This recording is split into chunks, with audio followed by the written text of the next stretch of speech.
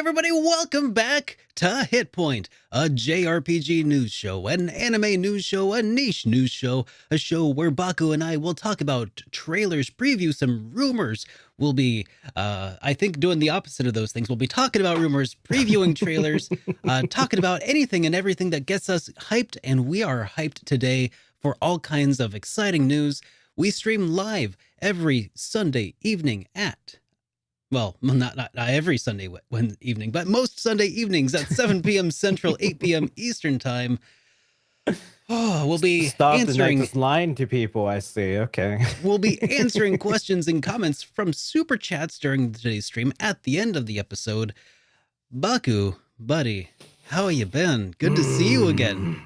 Yes, I was sick last week and I had to catch up on a lot of schoolwork. So apologies to everyone who waited for the show for last week. But I think you'll find comfort knowing that you pretty much didn't miss much.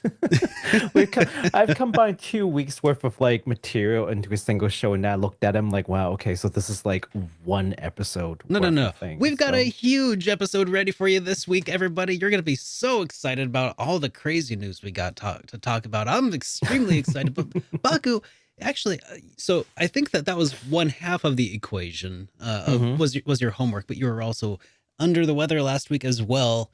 Yes. And I will say that when I did post to my channel to let everybody know in the community section that we were a bit delayed, you got so many well wishes. A lot of people were that was crazy. And thank you so much, guys. It was like a Save Ferris kind of thing. If you ever seen Ferris Bueller's Day Off, like, oh my God, Baku's like in a hospital. I saw him pass out at 31 Flavors the other night. So but no, it was great. Yeah. No, I think the schoolwork really sunk me in. I'm like, oh God, I'm sick and have to do this essay. I was dying. I'm like, I don't think I can do the show. Yeah. Well, I did do my homework, but I sounded so messed up that it wouldn't have been great for me to be on camera. Yeah, type of days, and so yeah, thank you again for all the well wishes, folks. I really appreciate it. Yep. And thanks to you guys lending him your energy. He is back at it today. So it's good to have you back, buddy. Thank you so much. Thank you. Yeah, I know I got the spirit bomb. I was just like standing there T-posing on my bed, just like gathering all the well wishes into me. Yep, gathering that Genki Dama. I had a Goku moment, and it lasted 2 episodes. Oh man. So Baku, what have you been up to? I guess you've been working on a lot of classwork. Have you been streaming this week at all?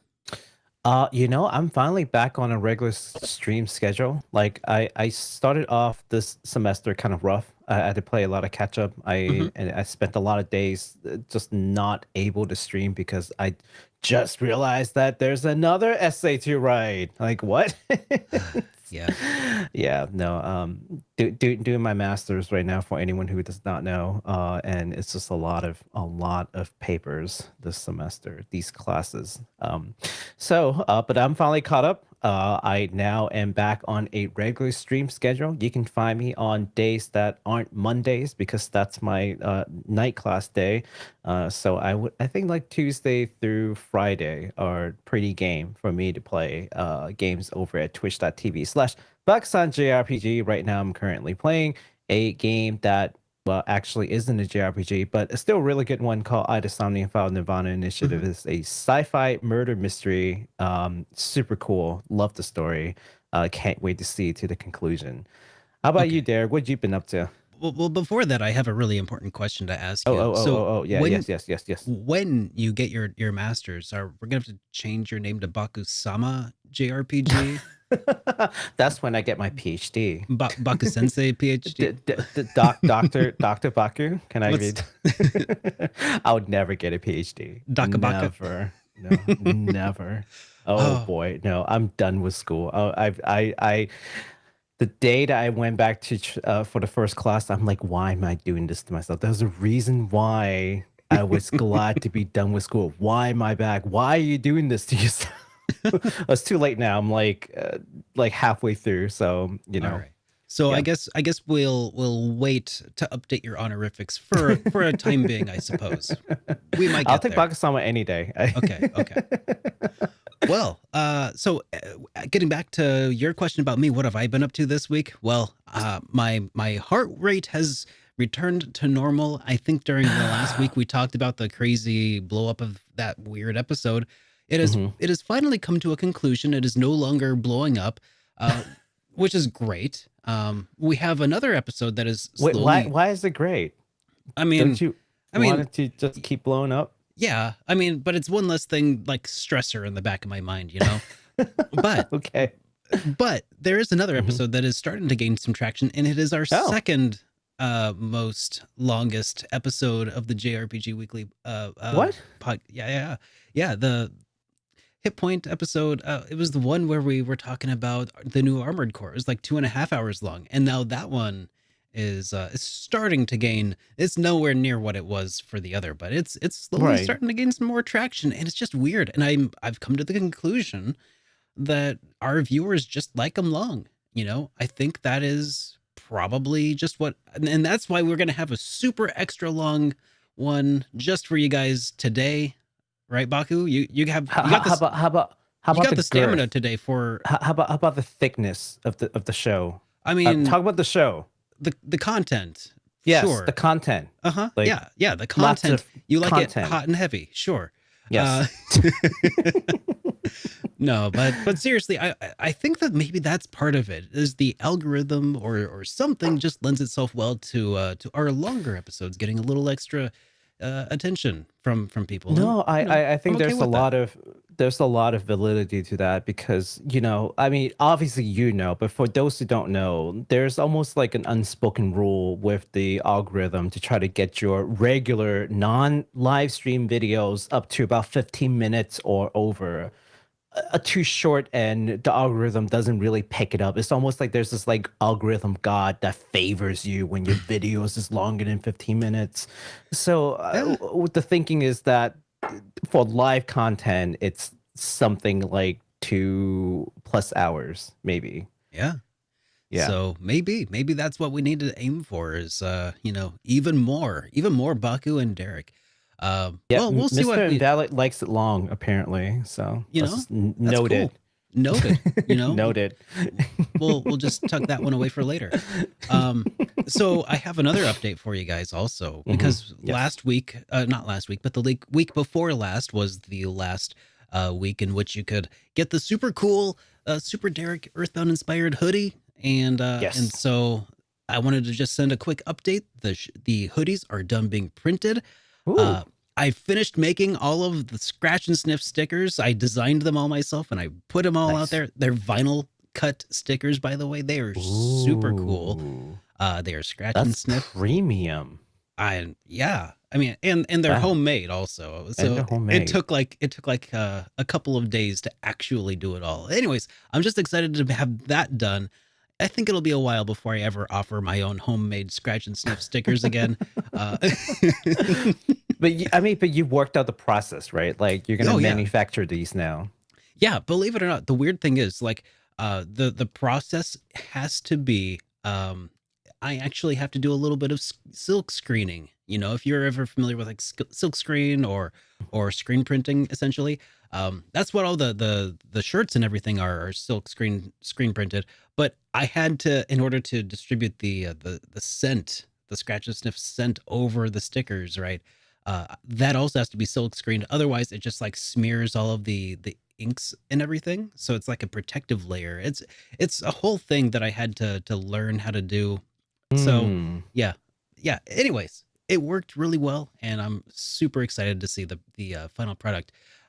Now I did have some other news before we dive into to other stuff, but that is a quick update about my streams. Is that we're changing up the stream schedule over on Twitch. So now Schedule. When you find me over at twitch.tv/SuperDerek we'll be starting at 7 p.m. Central instead of prior it was 6:30, but now we're going at 7. We had been ending up around like 10, but I'm switching that up so that we're going to be playing through till midnight most nights in order Wow. to help me get through a few more games a bit more quickly as we, dive deeper into the Trails series. And I think it's going to be something that we try to maintain for a while. So, if you're one of those people who likes your streams nice and long, make sure you check out SuperDerek RPGs What a rebel. on Look on at you. Twitch. And then finally, just because I haven't been doing enough with my life, I decided I was going to start up another YouTube channel, and it has not to brag, it has about 10 subscribers so already, and and the reason I'm talking about it here is because it's my Hitpoint Clips channel, which is basically for everybody who Hey. doesn't have, 2 to 4 hours. Apparently we go up to 4 hours, 2 to 4 hours of time to spend watching Hitpoint. You can now catch some of our, at least like, diversions and rants that we'll go on from time to time. We'll be throwing those over into the Hitpoint Clips channel. I'll have a link in the description later on, but if you search for Hitpoint Clips, you'll probably find it. We've got 4 videos up already. Oh, 4 videos. 4 whole clips, 4 whole clips. Yeah, so check that out if you would like to, catch up on some of the Baku and I's antics without necessarily catching up with all of the news. So that about covers it for all of my crap. That's that. Yes. I'll let somebody else do some talking here for a minute. So Baku, what would you say is today's top headline? They're coming for your waifu pillows. They're what? They're coming for your waifu pillows. Man, that's crazy. Well, hey, you know what? It is about time we also respond to some of the comments that we got last week. So I'm going to be talking again here for a minute or two. Because we got a question here from Gadi Damararu. Damaramu. I even typed that out in Romanji for you to read. I know you did. You did. I know. See, that's the problem. Mm-hmm. You didn't realize this, but I never learned how to read anyway. So, all right, this is a response pertaining to my comparison, my analogy last week when I said that Japanese RPGs are like an English breakfast, right? Mm-hmm. Like you can make them anywhere. It's about the ingredients and the execution rather than where you are when you make it, right?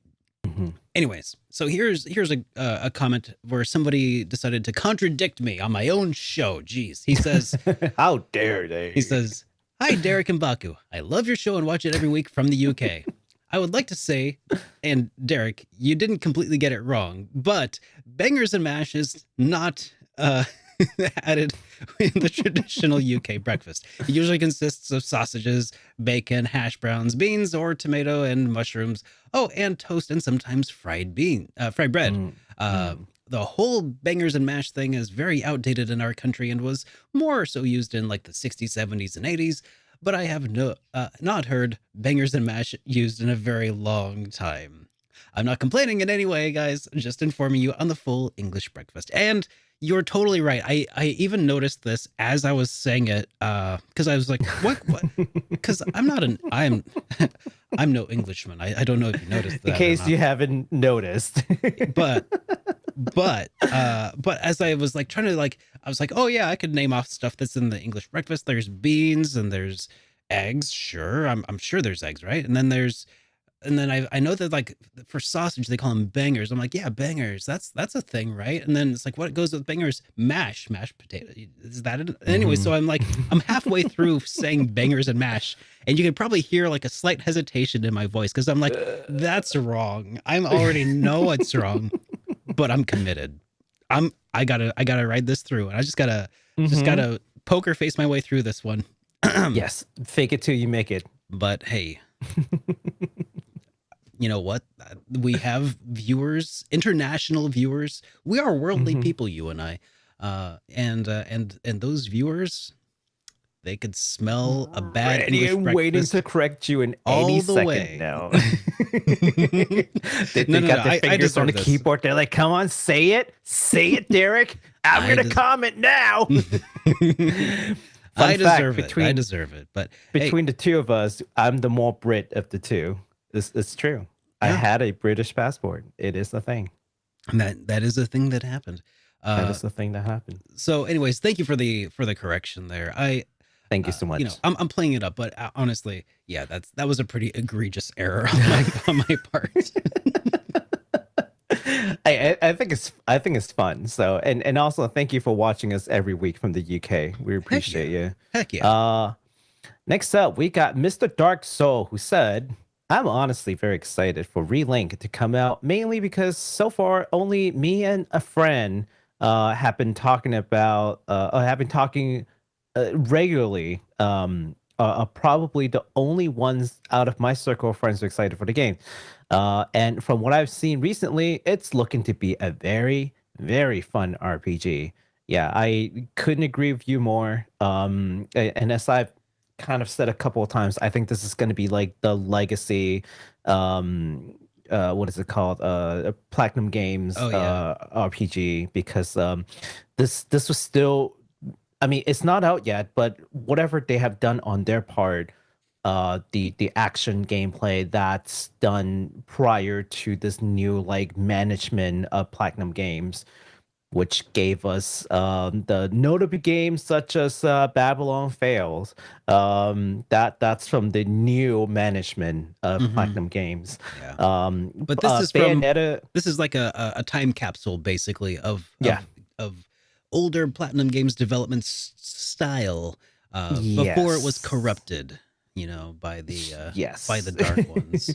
Yeah, Bayonetta 3 is also one of such games. So if you, I mean, say what you want about the story and what have you, but the battle system, like that fluid action, that's all from like the old style Platinum Games. They're a live service company now, apparently, so whatever that means. So we'll see what once great Platinum Games is now gonna make you stay on a server and play games and give them monthly, contributions to keep playing. That's the future. So, anyways, yes, we're very, very excited for Relink. That's the takeaway. So. Very excited. Alan Waddy says, "Too little, too late, Dokapon. I already ruined all my friendships with Cold Steel waifu wars." And F's in the chat for all of the loved ones that we've lost as the waifu wars have raged on for years. It's a very serious problem. Many were lost. Some, it's irrevocably, just changed forever because of those waifu wars. F for respect. It's true. Yes, still an Emma stan, but never forget. Every time I come to your stream, you're like, oh, what should I pick? Emma. Do it, Derek. To be fair, I never didn't choose Emma. Okay, in my defense, always, I just also chose other people. So go ahead. Last but not least, we got a comment from P-Tort. Yeah, I call him P-Tort. I assume that's correct. Yes. Wanted to say thanks for everything this past year, guys. I've been here every single week. I can't believe next week will be the show's anniversary. Next week is in like last week. Oh my god! Wait, did we miss our anniversary? We did. We did. This is the problem. This is our makeup anniversary show right now. Welcome to Hitpoint, everybody. That's us. Oh man, that's awesome. It's true. Last week's show would have been the anniversary show, but So here we are again in early February. This is now the makeup of the anniversary show. That's the brilliant thing, is that we both forgot. I was sick, so that's my excuse. Sure. I was rolling around in bed typing it down. I was like, I don't think I can do it. Yon. Oh Man, thank you guys. You guys watched this for an entire year. Time just really flies. Like it doesn't even feel like it's been a year. It really hasn't. I know, time has just been flying by, and honestly, I feel like we've made it through some of the doldrums of the RPG release cycle, and it didn't even feel like the work that it used to be to try to put together interesting things to talk about, because you and I just have a way of spinning a yarn for, like, it doesn't even matter if there's nothing out. We're just going to be talking about, everything else. So thank you everybody for watching for over a year now. And Baku, it's been great to have you as a host this entire year. So thank you. It's been a great pleasure to have fireside chats with the Derek, the Derek. Yeah, someone also talked about fireside chats. Like, yes, I too enjoyed the fireside chats with Derek. And speaking of straight fire, I'd like to say thank you again to Freddie Ken, who has been absolutely fire with providing us timestamps in the mornings and just making my life so much easier. Yeah, you are the man. Thank you so much. True MVP. Yes. Thank you, Freddie Ken. Absolutely. So we also have a voicemail, which is why, by the way, if you notice that we have a number in the lower right-hand corner, you can call that number and you can leave us a voicemail and we'll play it on the air. Or you can also email us at hitpoint@superderekrpgs.com. And every once in a while, I'll check the mailbox and find out that I have 3 just sitting there that I never played on the air. Wait, hold on. You mean in the emails or? Yeah. I found out that 3 people have sent me emails via that method, and I completely like. Wow. Yeah. So we have voicemails. I'm not going to play them all right now, but we have some catching up to do. And okay. You have my wholehearted apology to everybody who has been waiting. I see you now. Anyways, here, let's play this one. Hey guys, it's me, Tarvold. What's up? I've been playing through Final Fantasy, the whole series lately, and I've come to realize that it doesn't really have any dungeons that get me really excited. So I was wondering, what games do you think have the best dungeons? JRPG specifically, of course. And what to you makes for a good or memorable dungeon in a JRPG? Some of my personal favorites are Loop8 2 and Golden Sun because I'm a big puzzles guy, but interested to hear what you guys think. Anyway, love the podcast. Keep it up, guys. Thanks. Bye. Well, that's a great question, and I got to listen to this earlier, so I thought of a few that I'd like to mention. So you're going first. So I'll go first, so Baku can stall for a moment, because when you're on the spot, it's kind of tough. But there's definitely a few that stand out to me. Chrono Trigger especially has, I mean, I feel like it's almost cheating to mention Chrono Trigger, but Zeal's Palace, that, the Black Omen, like, that's super memorable to me. Magus's Castle, where we're just going through and like finding all these creatures that are pretending to be, your friends and family and stuff, saying mean stuff to you, and then they turn into demons and attack you. Oh, it's so good. It's in that case, especially Magus's Castle was one that struck with me, and I think that a big part of that is that it ties into like the emotional side. It's not just a dungeon. It is character development via like their own inner self-doubts bubbling to the surface, manifest in these like hallucinations. I mean, maybe I'm reading too much into what that is, but I feel like some of it is playing into like the protagonist's concerns or any of their doubts, right? So yeah. So like when you see Chrono's mom, she's like, "Where have you been?" Because like you've not visited her for a long time at that point, right? So yeah, that's one of Golden Sun. Tarvold already mentioned, but like I think that Ayers Rock was a big one for me, and Golden Sun: The Lost Age, and that was because it's also really big on puzzles, and I'm really big on puzzles. If you like puzzles, you should definitely check out Alundra if you haven't already. I know that some people would disagree because they might not be super big into puzzles. Like I know that myself and Tarvold are, but some people really like puzzles, and those people might like Alundra. Also, Persona 5. And I think that ties really in closely to the same reason I like Magus's Castle so much, and really kind of all of the Personas, is that they dive into character development in addition to being just a dungeon. Like they're all thematically linked to the inner workings of the minds of the people that they're, except for Persona 3, which is Tartarus, which is trash. But Persona 4 and Persona 5 in particular, where they were themed around a person and like maybe some inner sins of theirs that are, manifested in their hearts as you go through their palaces. That I think makes for a really good way to double dip on a dungeon as well as character development. And yeah, and puzzles are also always top notch. All right. No, Have I that stalled long makes enough for sense. you there? Yeah, I think so.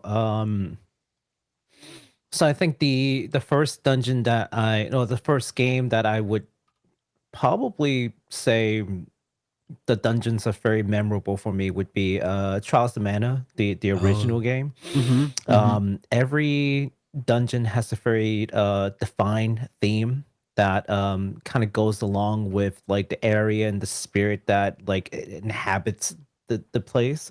Sure. So it's very simple in a way that how it's presented, but it's very memorable because it's so distinctive from each other, right? So that's one thing that you want to be sure to do as you're creating these games to all the Mm-hmm. developers out there. The counter example would be I'm Setsuna, where basically every dungeon is just ice cave or ice field or something snow or ice or some combination of both. It's Yeah. just blue and white and ice and snow everywhere always. That I can't tell from one dungeon to another. Like, oh yeah, slight texture change. Okay, whatever. But this for Trials of Mana, the other nice thing about it is as you're playing the game, as you're going in, every dungeon, you know that you're going to get something cool out of this for your party. There's going to be some kind of upgrade like Yeah. that are meaningful. New spirits will probably join you. You'll get new lists of spells. You'll get to change your class. Like, that there's certain dungeons and they encourage you to replay the game. Like, that you could get something cool. So you can't wait to get there. So you get into the dungeon, you're going at it. Even upon revisiting it, slight spoiler for anyone who's not played this like 30-year-old game, but you revisit it a second time as the second part of the game, it still feels fresh because they open like an expanded area to that dungeon. You're like, oh wow, this is a whole area that I never went to. That's really cool. So childlike wonder. For a more modern example, I'd say Nier Automata. And it might be cheating a little bit because I don't know if you necessarily want to call them dungeon or just areas because it's kind of like it's kind of open, right? It's all connected. But I think the one place that just everyone is in awe of is the amusement park. Everyone remembers the amusement park. And when you first go in, you are encouraged to basically not be place a pacifist and just leave the inhabitants alone. And so it makes you wonder, it makes you think like, these enemies, they're not doing anything to you. I could kill them. I could. But will I feel bad doing this? They're not doing anything. They're just kind of Yeah. living their lives. So these kind of things, they don't state explicitly, they don't beat it over your head like, oh, this is a moral question, think about it.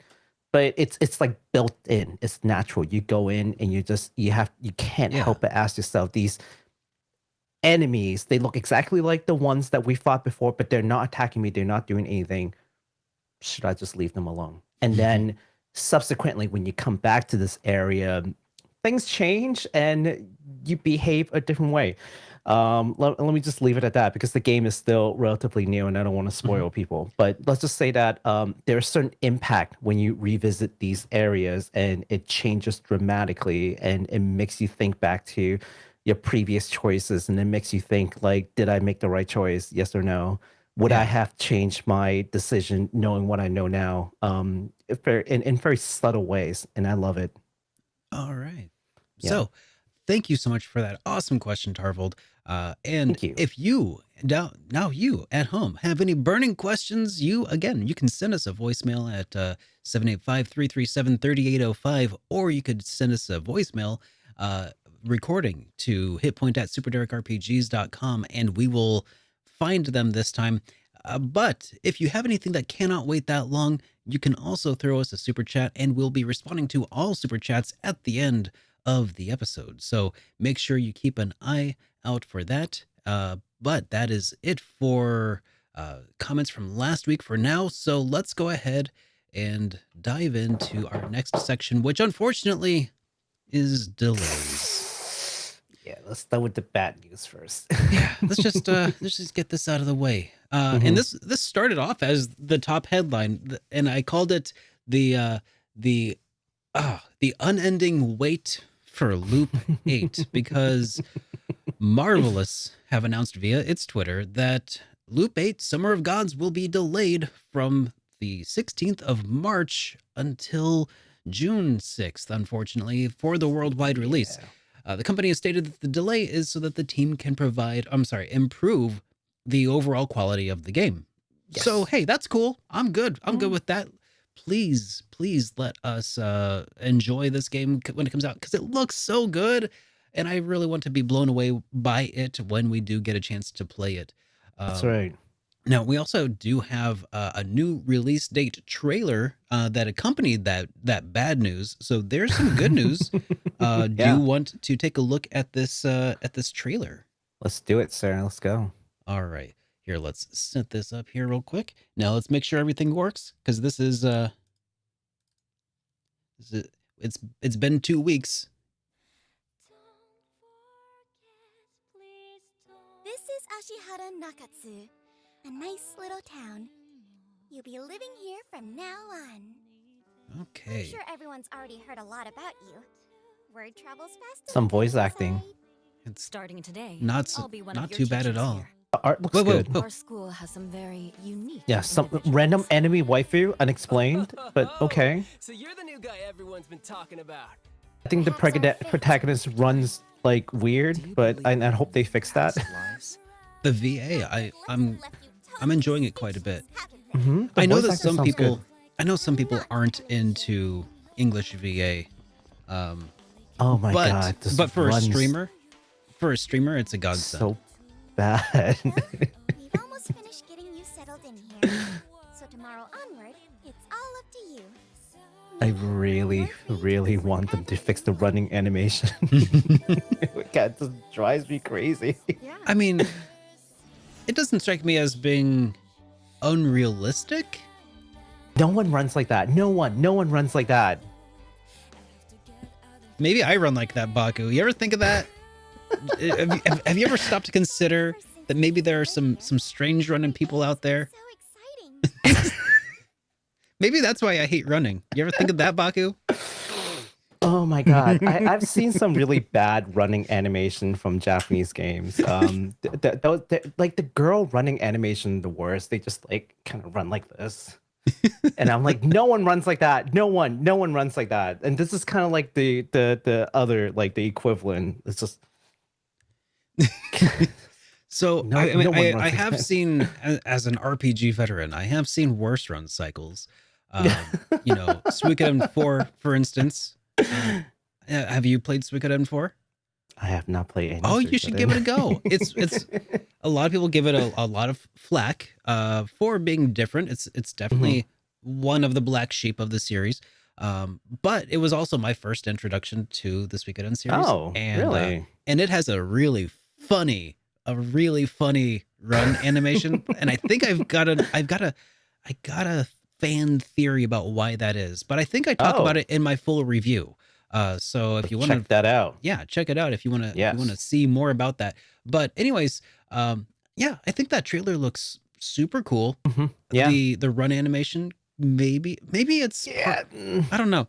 Maybe it's part of the slow FPS kind of effect that they have, like the God, what's that effect that they had on like the Spider-Man animation? Spider-Man animation. Yeah, didn't they? There was like a Spider-Man like multiverse Spider-Verse thing. Into the Spider-Verse? Maybe, I don't know. I've seen clips of this like CG animated that was like 24, or actually it's probably like in 12 FPS, and it looked actually super cool. And I wonder if they're doing a similar sort of filter to this to make it kind of look more like animation rather than video games. So that's a weird. I mean, not weird. That's an interesting. What is it? An interesting choice observation. Yeah, interesting choice. Yeah, it's definitely an interesting choice I've seen used elsewhere as well, like .hack GU, Last Recode, the fourth and final entry that they added that just for that remix. They used a lot of that during cutscenes, and I think paired with the gameplay being in like 60 FPS was kind of what's the word, jarring a little bit, but otherwise it's a fine effect, I think. For an effect, yeah, for an effect, and I think it looks pretty fitting for this style of game, which is obviously aiming to capture some of that like 80s 90s anime aesthetic. So vibe. Now this game is supposed to like take place in the 80s, if I'm not mistaken. Isn't that right? I don't remember. We don't have it written down right now, so don't quote us on this, but I'm pretty sure that it's supposed to take place in the past. And I think that's in where the yesteryears, right? Yeah. Maybe in the 90s. Something like that. Yeah. So don't quote us on this. Yeah, I don't have that information in front of me. So yeah, we're just talking off the cuff about that one. But anyways, what we're not talking off the cuff about is the new release date, which is now June 6th of 2023. So keep your eyes out for that. We'll be sure to give you any updates as they arise. Yes. Did you know I didn't even find out through like through their like tweet. I found out because Amazon told me that my pre-order got delayed. No, and I was like, excuse you? Like an email, I just like, oh, your pre-ordered date has changed. I was like, uh-oh. Like it's 9 out of 10 times that's a delay. They're never gonna like move it up. Yeah. Like the 1 out of 10 times that they move it up. So I clicked in, I'm like, wouldn't you know it? It's June. And I'm like, all right, if that's to be believed, then that's what it is. The one time that the date changed and it was so they moved it up, pretty sure the one time was Xenoblade Chronicles 3. Yes. It's like the only time.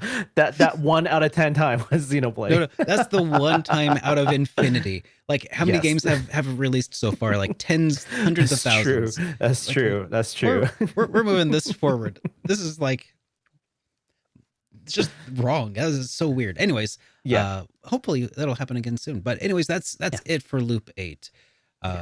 As usual, we're not bothered by delays. Just get your game together, get it right, get it done, release it so we can play it. In the meantime, we have many games. In the meantime, I have, oh my gosh. In the meantime, I've got so much Trails. Oh yeah, and you know what I'm playing next after Trails of Cold Steel 2? Yakuza. Like a Dragon. That's right.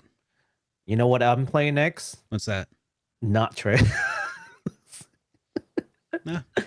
I have One Piece Odyssey waiting for me. I'm sorry. I got it. I gotta give it some love because it's a big deal. And like unfortunately not a lot of people have been playing One Piece Odyssey, at least on stream that I'm watching. So it's strange. It's a big series. It's Bandai Namco is a pretty big company, so I'm not sure why no one picked up. And for all the reviews that I have seen, people said that it's a pretty good game. So yeah, we'll see. One Piece Odyssey coming up. All right. Speaking of games coming up, let's talk about upcoming releases. Here, let's switch. Yeah. Upcoming releases. Yeah. All right. So this is not exactly an upcoming release, but this really came out of nowhere. So Tango Gameworks just dropped this brand new rhythm-based action game on January 25th. So a couple of days back. Just really just out of nowhere. Like they're just like, boom, here's the new game. Enjoy. Yeah, just surprise. A shadow drop. Mm-hmm. Yeah, it's a shadow drop. And you know, the crazy thing is the shadow drop is surprising, but not only that, this fun and vibrant aesthetics that you'll see from the trailer is a huge departure from Tango Gameworks like previous titles, which is The Evil Within and Ghostwire Tokyo, like horror games and dark and gloomy. And but this is like a completely this 180, right? So check it out. This game follows a 25-year-old guy named Chai, who's a self-proclaimed future rock star, and he accidentally gained these special superpowers through his cybernetic limb replacement. So that's the gist of the game. Let's take a look at the trailer, and we'll get a better idea of what we're talking about. So just for reference, I've not seen or heard anything about this. No, really? And let me tell you, I can't so wait. far, based on your description, it has implanted this vision in my mind of Keanu Reeves from Bill and Ted being used in Cyberpunk 2077. Like it's the same character. I think you're gonna love it. This game is just wow. I can't wait to get my hands on it. Okay, let's take a look at this trailer together here. Yeah. And I'm a pretty big fan of Tango Gameworks. Are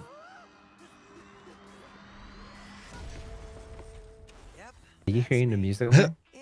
Yep. Maybe I should turn the music down a little bit just to make sure we don't get copy striked. You should be fine. You think? Okay. Yeah. It's powering up my new robot arm. Wait, he's got an iPod as a arc reactor. Yes. Yes. I mean, dude, this from The Evil Within to this.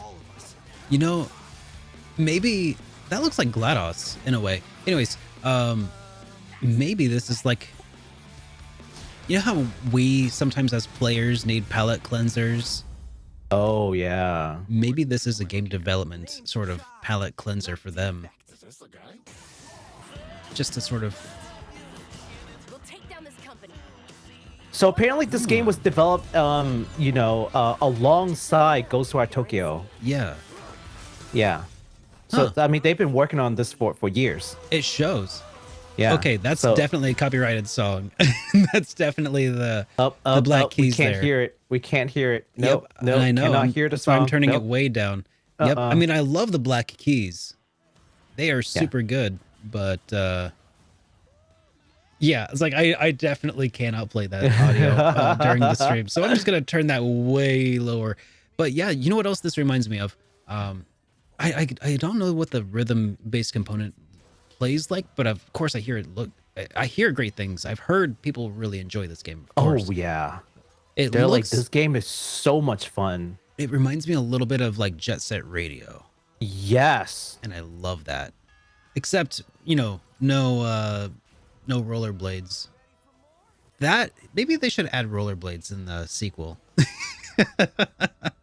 This is so fun. This is such a fun looking game. Future rockstar. This is such a fun game. That does look the voice so fun. acting sounds amazing, by the way. And I don't say that often. Well, I mean, I think you don't say that often about Japanese games. For the English voice acting, anyways. Yeah, right. It sounded incredible. It sounded so good. It's like straight like cartoon, like in a good way. You know what I mean? In a bad way. It was just like straight. It accentuates the mood. Yes, Saturday cartoon. Just it's incredible. So the game he's got a little bit of attitude, Is that the 90s kid in me? Like, yes. It's like radical. Yeah, I'm a future rock star. All right. That's exactly what it is. That's us. We're 90s kids. We're 90s kids, and this is our inner spirit trying to break free. Oh man, It's resonating with you, Baku. Anyways, yeah. what Yeah. else were you So, saying? When does this apparently game come out? apparently the Japanese voice acting is also really good. So I'll check that out later. But yeah, the game is immediately available as of the 25th, when it dropped on Xbox Series XS and PC. Which also another thing to note, this is one of those rare ones that are like somehow exclusive to Xbox as far as console is concerned. At least for now, because usually we're like, oh yeah, it's on PlayStation, it's on the Switch. Like, rarely do we say it's like only on Xbox console wise. But I feel free for people to correct me, but I have not been able to find this on the Switch or PlayStation stuff right now. Okay. But it is on PC, so there's that. So yeah, Cool. so I'm looking forward to getting it on PC. Yeah. All right. Well, All right. let's move along here to another game, and this is the source of the thumbnail for anybody who's curious. Critical Games reached out to us to talk about 8-Bit Adventures 2, which is the sequel to their 2015 love letter to JRPGs. We had every intention of talking about it before launch, but we didn't end up getting to it because the last show ended up getting canceled. So that kind of sucks. A certain somebody got sick. Well, it's okay. I mean, that it happens. So here's the thing. We're gonna show you the trailer for this game. I've been keeping an eye on this one for a while. I don't know. There's just something about one of the characters that just draws me to this game. But let's take a look at this trailer real quick and see if you can spot it. Let's do it.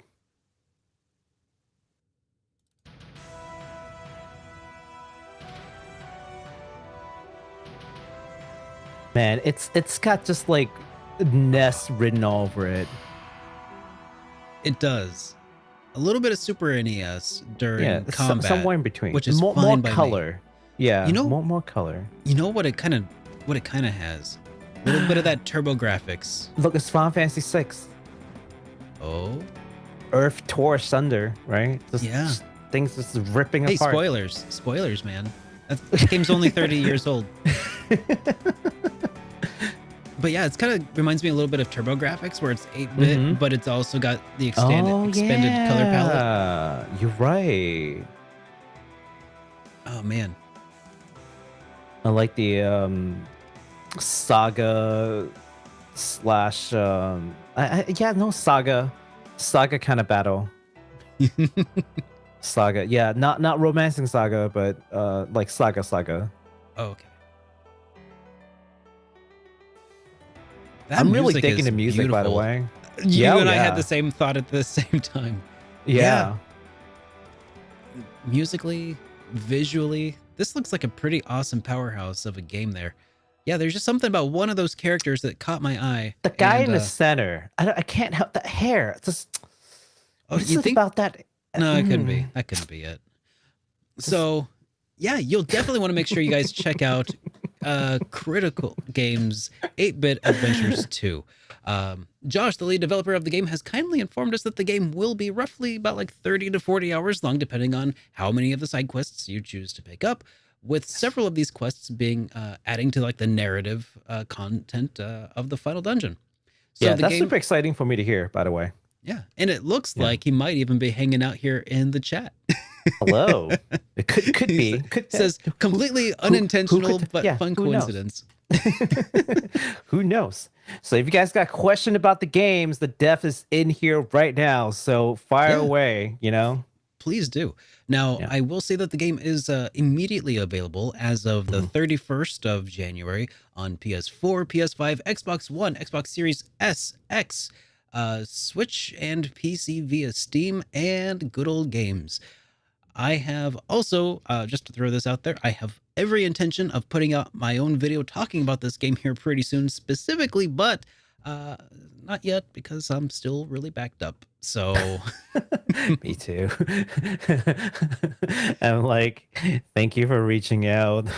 I'm sick and working on my homework right now. I can't play games. Yeah, I have every intention to play the game. So it's just, yeah, but yeah, I'm really behind in life. So, but thank you so much for reaching out again. By the way, I appreciate developers making really cool games for us as a product of art. For, like I look at it as a product of art and not like a commercial product, right? But also reaching out and just going like, hey, be cool if you guys can take a look at this. We're like, yeah, we would love to and talk about it. So thank you for making our lives easier because Yeah, now I don't definitely. have to run around looking for things to talk about every week. All right. So that was 8-Bit Adventures 2. Next up, we've got something else that I'm super excited about, and I'll tell you in a minute why I'm excited. But first, developer Sting announced that they will be porting the 2006 Department Heaven Saga tactical RPG called Yggdra Union for PC on Steam, early access. Now, even though it's on early access, which is kind of weird because this is a 2006 game, Sting has confirmed that they would take the 3 to 5 months period to implement additional features based on player feedback and fix any bugs. So good on them for, wanting to do this right. Like they're not just throwing a thing out there that's like untested and like, here you go, buy it up. If it sucks, it sucks. Square Enix. But no, they're like, we'll make it early access. We'll do it right. We'll let you play it. And if you have any feedback, any comments, any new features, any kind of bugs, let us know. And we'll fix it during this period. And then it will be a full release and it'll be good and it'll be clean. So yeah, good stuff from Sting. I support the decision all the way. Now, all content from the previous releases of this game will be available in this port with a number of new features, such as the rewind function, autosave, the ability to adjust battle speed, and you can switch between English and Japanese voices in this port, which is really awesome. Nice. Yeah. Now, it is not currently clear which resolution this game will run on. But we're certainly hoping that it will at least be 1080p so that it's not a blurry mess. Because again, this is the 2006 game. It was originally on PSP. I think most of us will play it on 1080p minimum. So if it's like anything like 720p, it's just going to be blurry.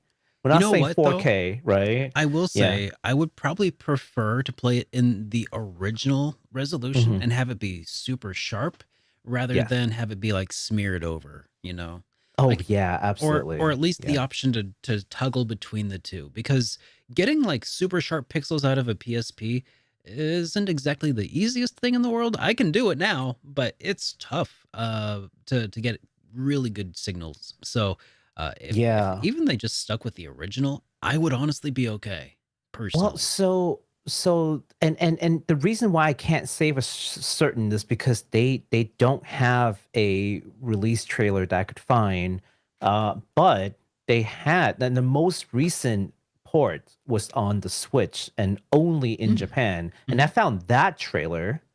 So if my gut feeling is that they're taking that port and put it on PC, because that would make sense. I don't think they're porting the PSP version. As long as it was a good port, you may as well. Well, let's take a look at it and see if it is any good.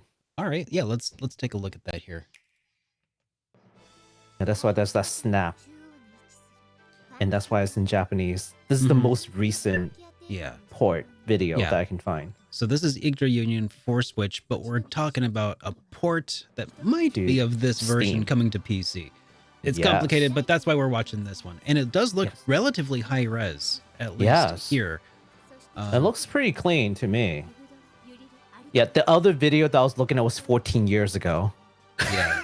And I'm like, no, I don't think YouTube, this is right. YouTube, I don't even think, did they have 720p back then? I think they might have. No. Like it was in around 06, 05, 06, it was... It was the early days of YouTube, so... I mean, this looks good, so... But then again, so far it's just animations we're looking at, and not really anything in the way of gameplay yet. And I think that's going to be the the real thing to keep an eye out for. They will have gameplay. Yeah, right here. Oh, So it's a tactical RPG. Okay. So I'm seeing pixels. I like this so far. Yeah. It looks like they're retaining at least in this port, they retained some of the original pixel art. Oh. It's got that like semi-blurry. If anyone has ever played the old Langrisser game, will recognize that kind of like battle sequence. Yeah. It looks like it might have some interesting form of upscaling being applied to some of the sprites. I don't hate it.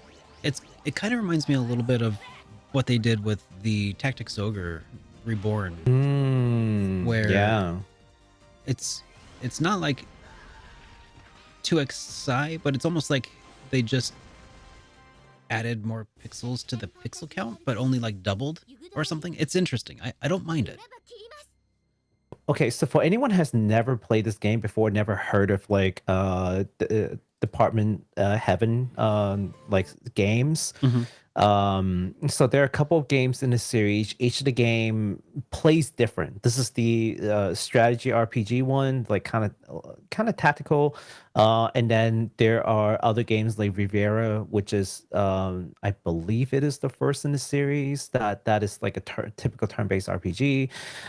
So it's very colorful. It's somehow all tied together. But it's one of those series of games where for one reason or another, they kind of just like stop releasing games, even though there are a couple of games planned. So I think that's the reason why a lot of fans, such as myself, are pretty excited. For one, if this works out for them, it may spur them to release additional games like Riviera and Nights in the Nightmare on Steam. They're currently not. I clicked on the Steam page and I clicked on the developer publisher, which is Sting. This is the first game that they're releasing on Steam. There are no other games listed under them, right? Okay. So with some luck, I think that they are going to self-publish these games, and if they can get the funding, if they see the popularity, there you go, guys. This is the time when you're voting with your wallet, right? Yeah. Like you want to see more of this supported, right? Yeah. So you bet I'll be supporting this. I'll be throwing money into it. I want to see Sting at the minimal port the rest of the games on PC, so that there could be a platform where they can just live. We all know what happens on consoles. Like they're the most current consoles. At some point the game store shuts down, looking at you, Nintendo, and then it could be potentially lost. Steam, as much as I don't necessarily like digital, Steam is about as like permanent of a place for games to go to. Say what you will about Steam, but it's true. Like I will say though, to be a contrarian, that is mostly at this point just because it's never happened before, but that doesn't mean it never will happen. But I don't foresee Steam going anywhere. But it could someday. You never know.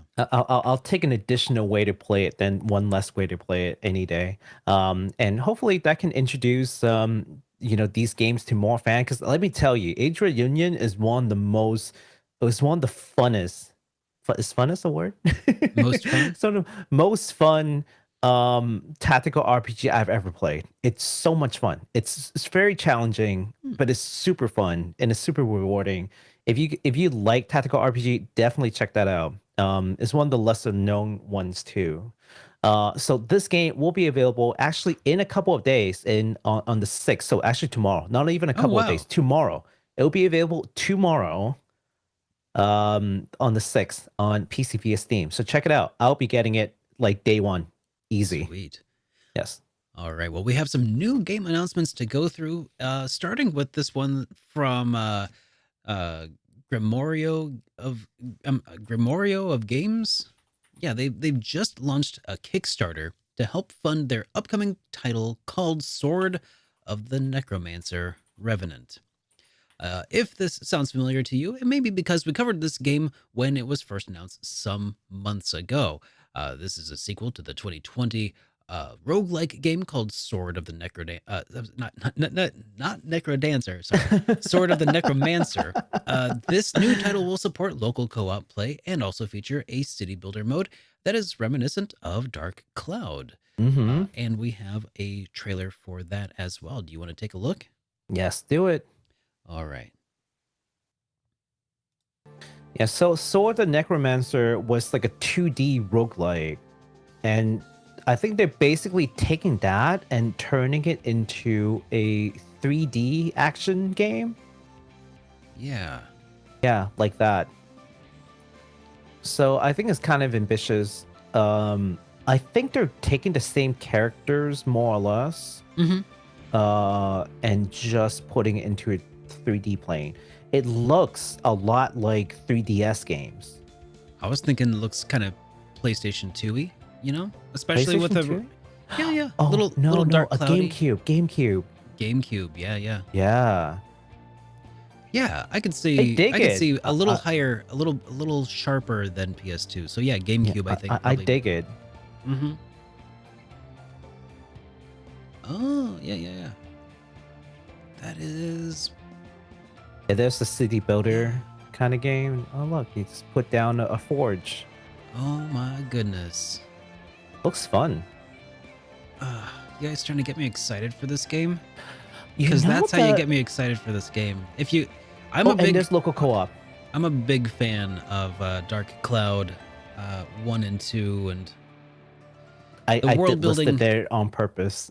The literal world building or rebuilding, if you will, definitely plays a role in that. Yeah, sort of. It looks really good. So the first time we talked about it, we didn't have any video. I think we had like a couple of screenshots and just like the title. That was it. Yeah. But now we've got the video. You know, there's a Kickstarter going. It's looking good. So yeah, there's not really any release date to go off of right now, guys. But the game is currently being developed for PlayStation 4, PlayStation 5, Xbox One, Xbox XS, and Switch and PC via Steam. You can find the Kickstarter link in the description down below, or rather, you will after the episode. Yes, once that becomes available. Yeah. So yeah, check them out. If you feel like this is something that you want to support, there's the Kickstarter. They were asking for $16,000 only. Oh, that's pretty modest, I think, for a game like that. Yeah, and well, let's talk about it. So they were asking for $16,000. They're 24 days to go. There are 1,260 backers, and so far they've raised $78,000. So what? Okay, like, I don't so know, it sounds like five maybe times. They might have hit their goal. Cool. They might have hit the goal. I don't know. Just 5 times over in like 6 days. But yeah, I don't think that they necessarily needed the money to develop the game. I think what they said was they needed money to port it to different places. Oh, okay. Etc. I think it takes additional fun. I think they were developing this on PC, but then once you have to like port it to different consoles and stuff, like it does take additional work and man hours to do it. So it was kind of funny. At first, I thought I half expected you to finish that sentence.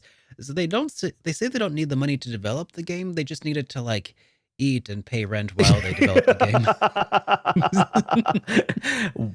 Well, that's probably also true.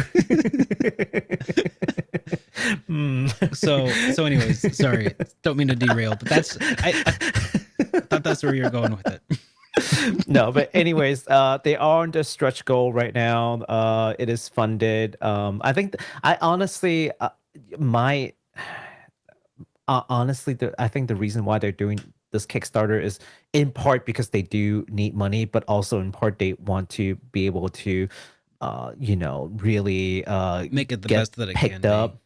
Be. No, I think they want to get picked up by like a publisher, maybe, like to demonstrate that there is a want and need for this game, right? So there's a stretch goal. That is They're certainly paying for that. Yeah, that is certainly an edge benefit of doing Kickstarters is to show when you have genuine fan interest that are willing to put their money where their mouth is. Yeah. And I don't mean to be cynical. It's just that's just part of the business. Right? Sure. So yeah. So but everything looks really good. Definitely head over to the Kickstarter and check them out. All right. Next game we've got so P-Cube announced that they will be publishing the newest 2D Metroidvania from Inti Creates. And for those who don't know, Inti Creates is a relatively long-standing company. They've made some really iconic games that like no one has ever heard of. This is crazy. But one of the games that you might have heard of is Azure Striker, right? That's them. Oh yeah. So they're really good at making like platformers and like fast-paced platformers and Metroidvania. This one is called Grim Guardian Demon Purge. So yeah, why don't we take a look at that trailer? We've seen it before. Well, we've seen this game before, but this is a new trailer. You got it.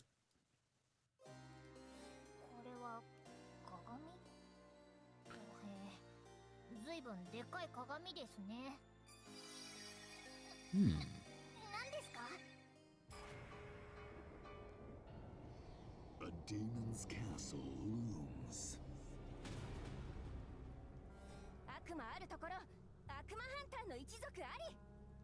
Akuma, this isn't Street Fighter. Silly waifu. This is the game where we talked about where you get to switch between melee and range weapon. You're right. Yeah. So Shinobu uses range weapon, and she has like anchor hooks and such, and bazookas. And Maya, the younger sister, excels in close range combat. And they have different like traversal kind of like methods, if you will. Yeah. Yeah.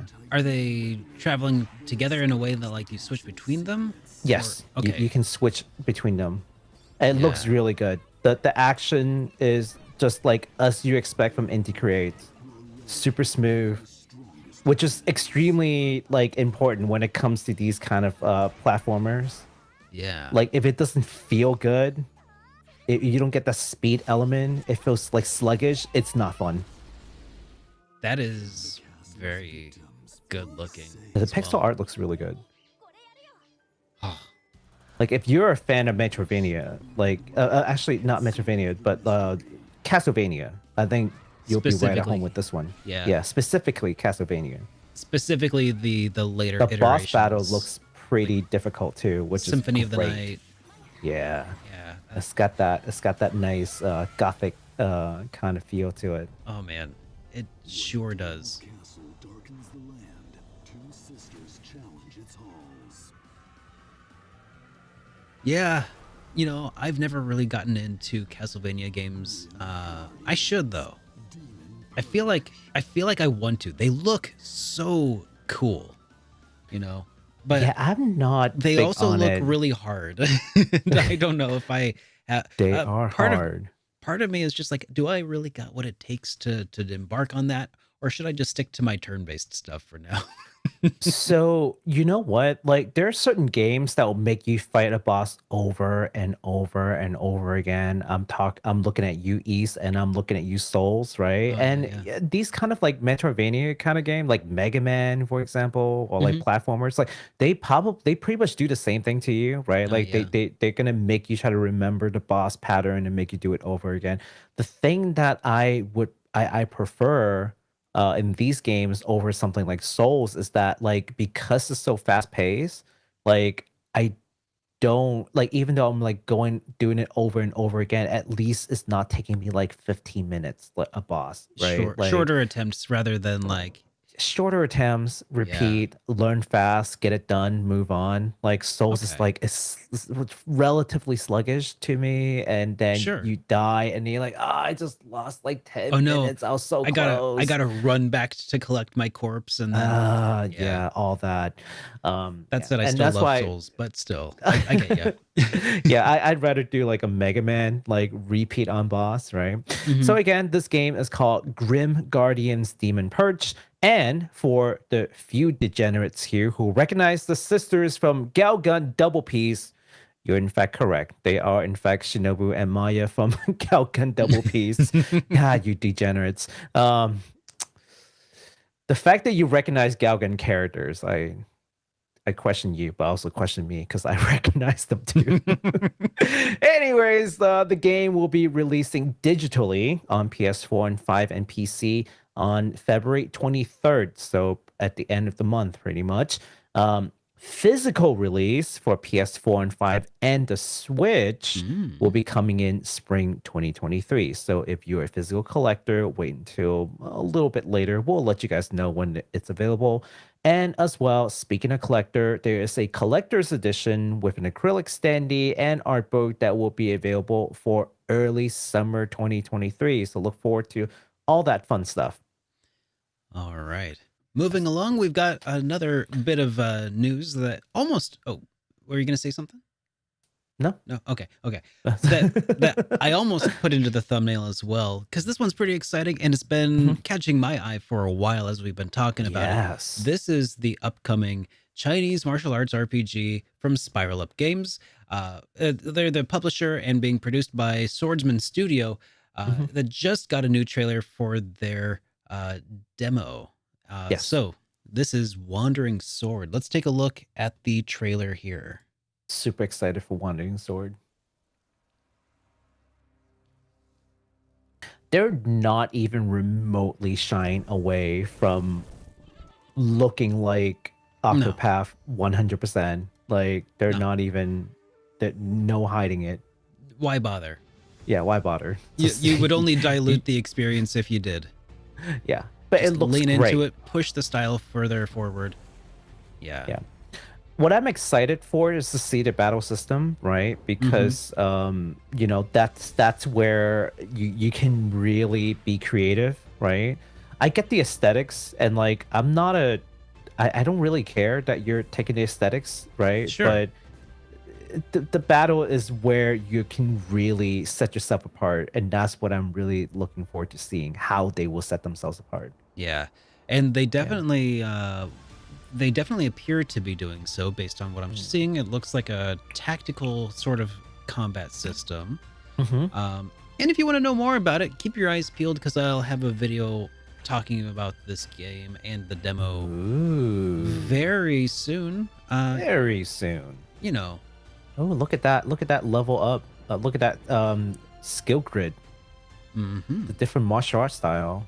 Yeah, the different meridians of of building up your chi. Wandering Sword. Very nice. Yeah, definitely keep your eyes open for the demo. What goes live on the 6th. That is tomorrow for anybody watching right now. That is today for anybody watching tomorrow.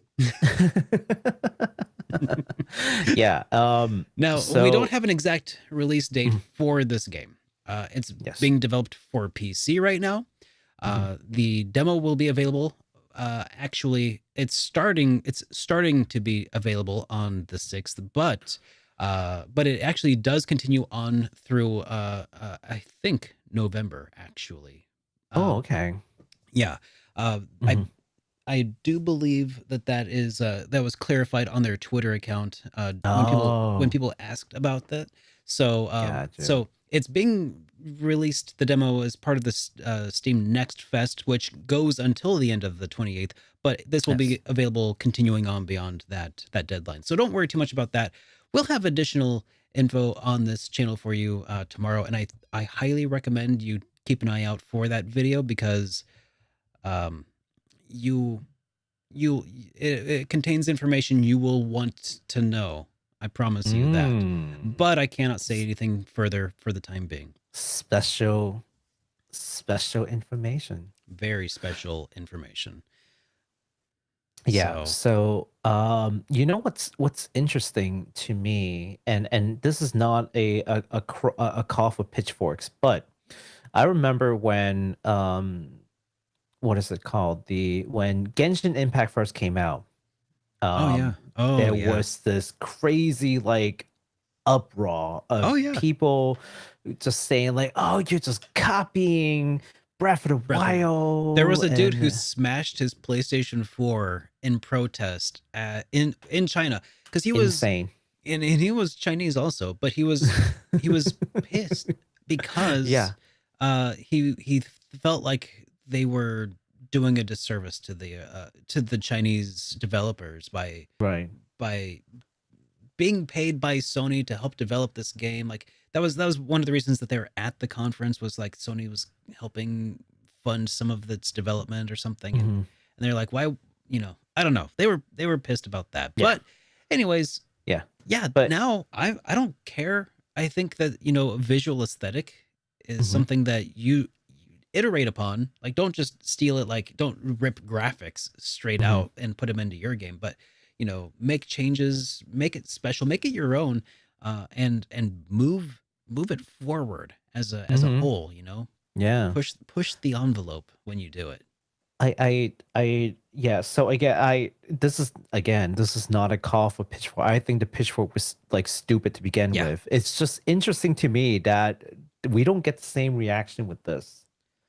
And I'm No. kind of hoping that we've kind of grown up from like the Genshin Impact copying Breath of the Wild. Oh my God. Like, No, I don't think we days. have. I don't Yeah. think we have. Oh, you don't think so? That's giving us way too much credit. No, I think people are just excited because the games look awesome, and Yeah. these people weren't the first ones to rip it off, right? Mm, well, Because there's several games that are moving and borrowing from this aesthetic. I think this is the first one, to be honest. It might have been one of the first ones announced, or Mhm. one of the first non-Square games specifically to come out Yeah. in the style. But I mean, there was the Eiyuden Chronicle 100 Heroes that was announced a Right. while ago, that had a very similar aesthetic. There's another Mhm. indie game that I can't remember its name at the moment. I do mention that game in Mhm. tomorrow's video. I because think AU then looks distinctly different. It's Yeah. distinctively different because it's Yeah. definitely It's more just of the like aspect. the PlayStation style, Yeah. graphics rather than like the Yeah. Super Nintendo style. But This one is like, if I didn't tell you this is from a different developer, I just showed it to you, you would have been like, oh, is this one of the usable character in the upcoming Octopath? Like, right? yep, That's how similar it is, right? But I'm just glad that people are not like up in arms. Now, if the battle system turns out to be like basically Octopath, then I would like this whole break and boost thing. I would be a little bit more if about it, because that's going beyond just borrowing aesthetics now, right? But I think so far we've seen that that's not the case. I think it looks like they have a unique battle system. I can't wait to see what they do with it. Sacrifier was the one I was trying to remember the name of. Sacrifier. Yeah, that's another indie title that is borrowing that sort of HD 2D aesthetic. Mm. Yeah, the other thing I'm super excited for, I mean, other than just I'm rooting for this game to do well, is I want Square Enix to see what they're missing out on. I can't wait. I can't wait for this game to hit big, and then Square Enix is like, gosh darn it, should have done more with this. Like our fans keep asking us to do, and we Yeah. refuse to put money in it. Yeah. And then other Strike while companies. the iron is hot. Dude, could you imagine if other RPG creators of the era, the ones who are still around, started Yeah. reviving some of their 2D games with this style? Because Yeah. just start eating Square Enix's lunch, because Square Enix has had an opportunity to start, like, once they made Octopath Traveler back in Mhm. what, 2016, 2018. It's been a couple years. It's been a few years. They've had Yeah. so much time to strike while that iron is hot. The fact that Mhm. they've been waiting this long, I mean, they've put out Octopath Traveler on the mobile game. They've done Mhm. Triangle Strategy. Was there another one? There's Octopath, Octopath 2 2 coming yeah. out here, yeah. But Live Alive. Live Alive. Okay, so Yeah. that's 4 if you include the mobile game. They could be churning out a lot more, and they have still announced the Dragon Quest 3. DQ3, yeah. I just feel like they've had their chance Yeah. to At this to do point, more. yeah, they've had long enough to capitalize on it. Now let's see the floodgates open. I'm looking forward to it. Yeah, I'm looking forward to. All right. Now, speaking of games from the 90s, let's talk about 90s cartoon, and particularly this one game that is inspired by 90s cartoon, this dystopian fantasy turn-based RPG that I've had the chance to try during MacFest. Oh, this sounds kind of familiar. Yes, the game is called My Familiar. So, Ty from Something Classic Games reached out with a new trailer for us to look at. Oh. And yeah, this time it's got some gameplay for us to share. So, remember last time we only got like the opening video, and Yeah, you're like, yeah. "Oh, I want to see the gameplay." Here it is. Here's the gameplay video. Let's take a look. Okay, let's look. Also, no worries about copyright strike. Yeah, I'm turning it up. Otherwise, I'm gonna have a nice talking to with Something Classic Games. Everyone gets busy, cause minimum wage here is something like $6.50. Crime running rampant, paper changing hands like pamphlets. Government can't seem to understand it. They call us a town without a future. It's full of shooters and alcohol abusers. Fools spreading rumors. Yeah, this is like the opening God, area. Doesn't that look like a little bit like the future age in what is it called? Are you talking about Chrono Trigger? Yeah, the future, like 2300 AD? Yeah. something like that. Yeah. The cops are pigs. I love that. Yeah, this is the battle sequence. So you stay on the left side. Oh yeah. You find the folks on the right side. Uh-huh. It's fun. The game looks so good. The color, the aesthetics, the script. It's so fun. So like in the demo, this is like your first like boss battle kind of deal. Okay. Yeah. I like the sprite art a lot. It's gorgeous. That is super fluid. Yeah. This game is so funny. Like, and I've only I keep singing praises to it, but like I've only played like maybe an hour and a half worth. But I was just so drawn to it. I'm like, yeah, I need more of this. So everything it's just made with so much like love and care. the bugs got like, did you see that quadruple handcuff?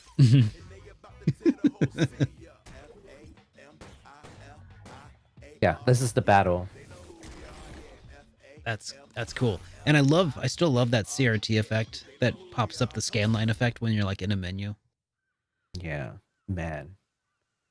This is kind of the beginning where you like wake up. Yeah. Yeah. Oh, that's cool. Oh, right. Doesn't that look good? It sure does. Oh man, I'm looking forward to that. So that's My Familiar. Yeah, that's My Familiar. So no release date as of yet. I'm so sorry to break your hearts, but the demo is coming on the 10th of this month. So consider wish listing that on Steam if you're interested. No, definitely give our friends over at Something Classic Games a follow on their Twitter if you want more news. Yeah, definitely do. So we also have a little bit of an update here. CyberConnect 2 just gave us the release date of their upcoming Fuga sequel, and they gave us a new trailer as well for Fuga, Melodies of Steel 2. Yes. Let's take a look at the trailer here.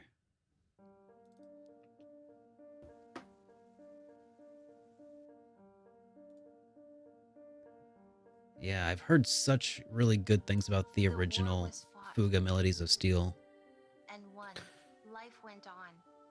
Yeah, the story was the gameplay was pretty. The gameplay is very different, right? But the story, the story hurts in all the right way, I guess.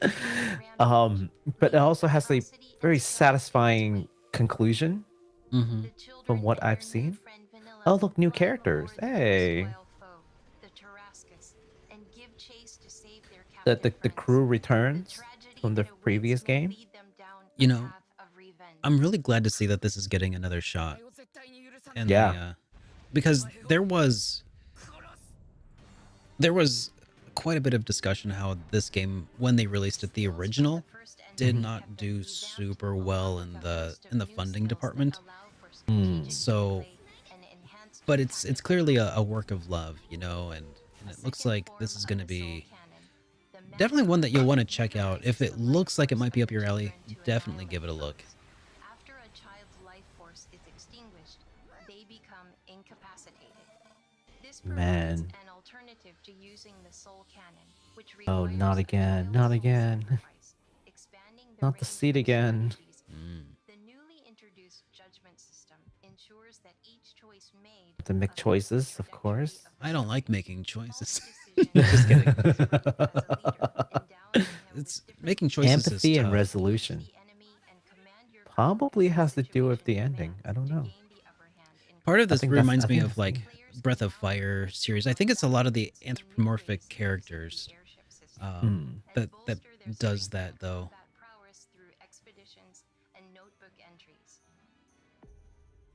Yeah, I'm scared. I'm scared to play this game on stream because I might just ugly cry, and I don't want to ugly cry on stream.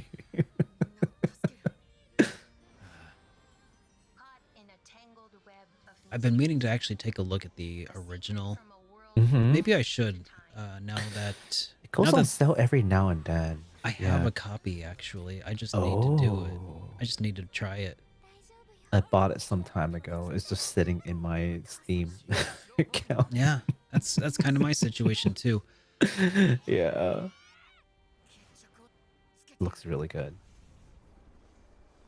Yeah, and you know what? The fans of the series just like it's kind of a cult classic almost. Like at this point. Like, yeah, because this is like anyways. part of like the Tail Concerto series, right? Yeah. Yeah, which you know, it's definitely also got a lot of fans. So yeah, if you are into Tail Concerto and you haven't tried Fuga, definitely give it a look. Now, this game will be released digitally on May 11th of 2023. It's coming to PlayStation 4, PlayStation 5, Xbox One, Series X, S, Switch, and PC via Steam. Ooh, just a couple months. Super excited. That's right. So all right. keep an eye out. Yeah. All right. Next one I'm also pretty excited about. And this one's coming out actually pretty soon. So let's talk about this new game from Binary Haze. The creators of Ender Lilies announced very recently, actually, like maybe like 2-3 shows ago, that they announced it, that their newest strategy RPG title called Redemption Reapers will be released in February, but they stopped short of giving us the exact dates. Well, that's changed because not only did they give us the date, they also gave us a new trailer that introduces some of the playable characters.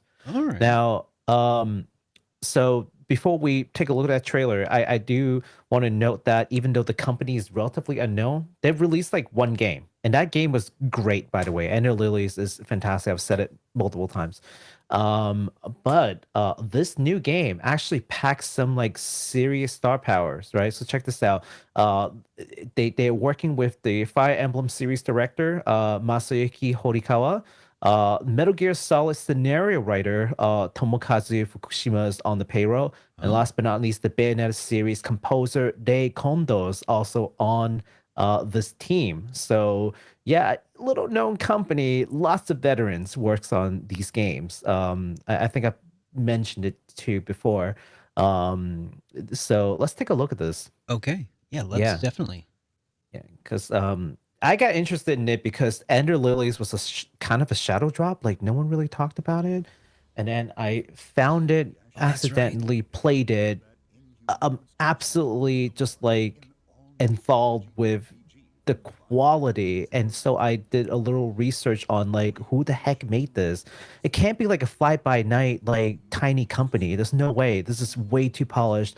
Yeah. And then it turns out that the folks who worked on the game were a whole bunch of like you know, super big name veterans, but they just kind of kept like a low profile, and they just made the game and just dropped it. Yeah, I remember this being super exciting when we first watched this trailer. Yeah. Oh.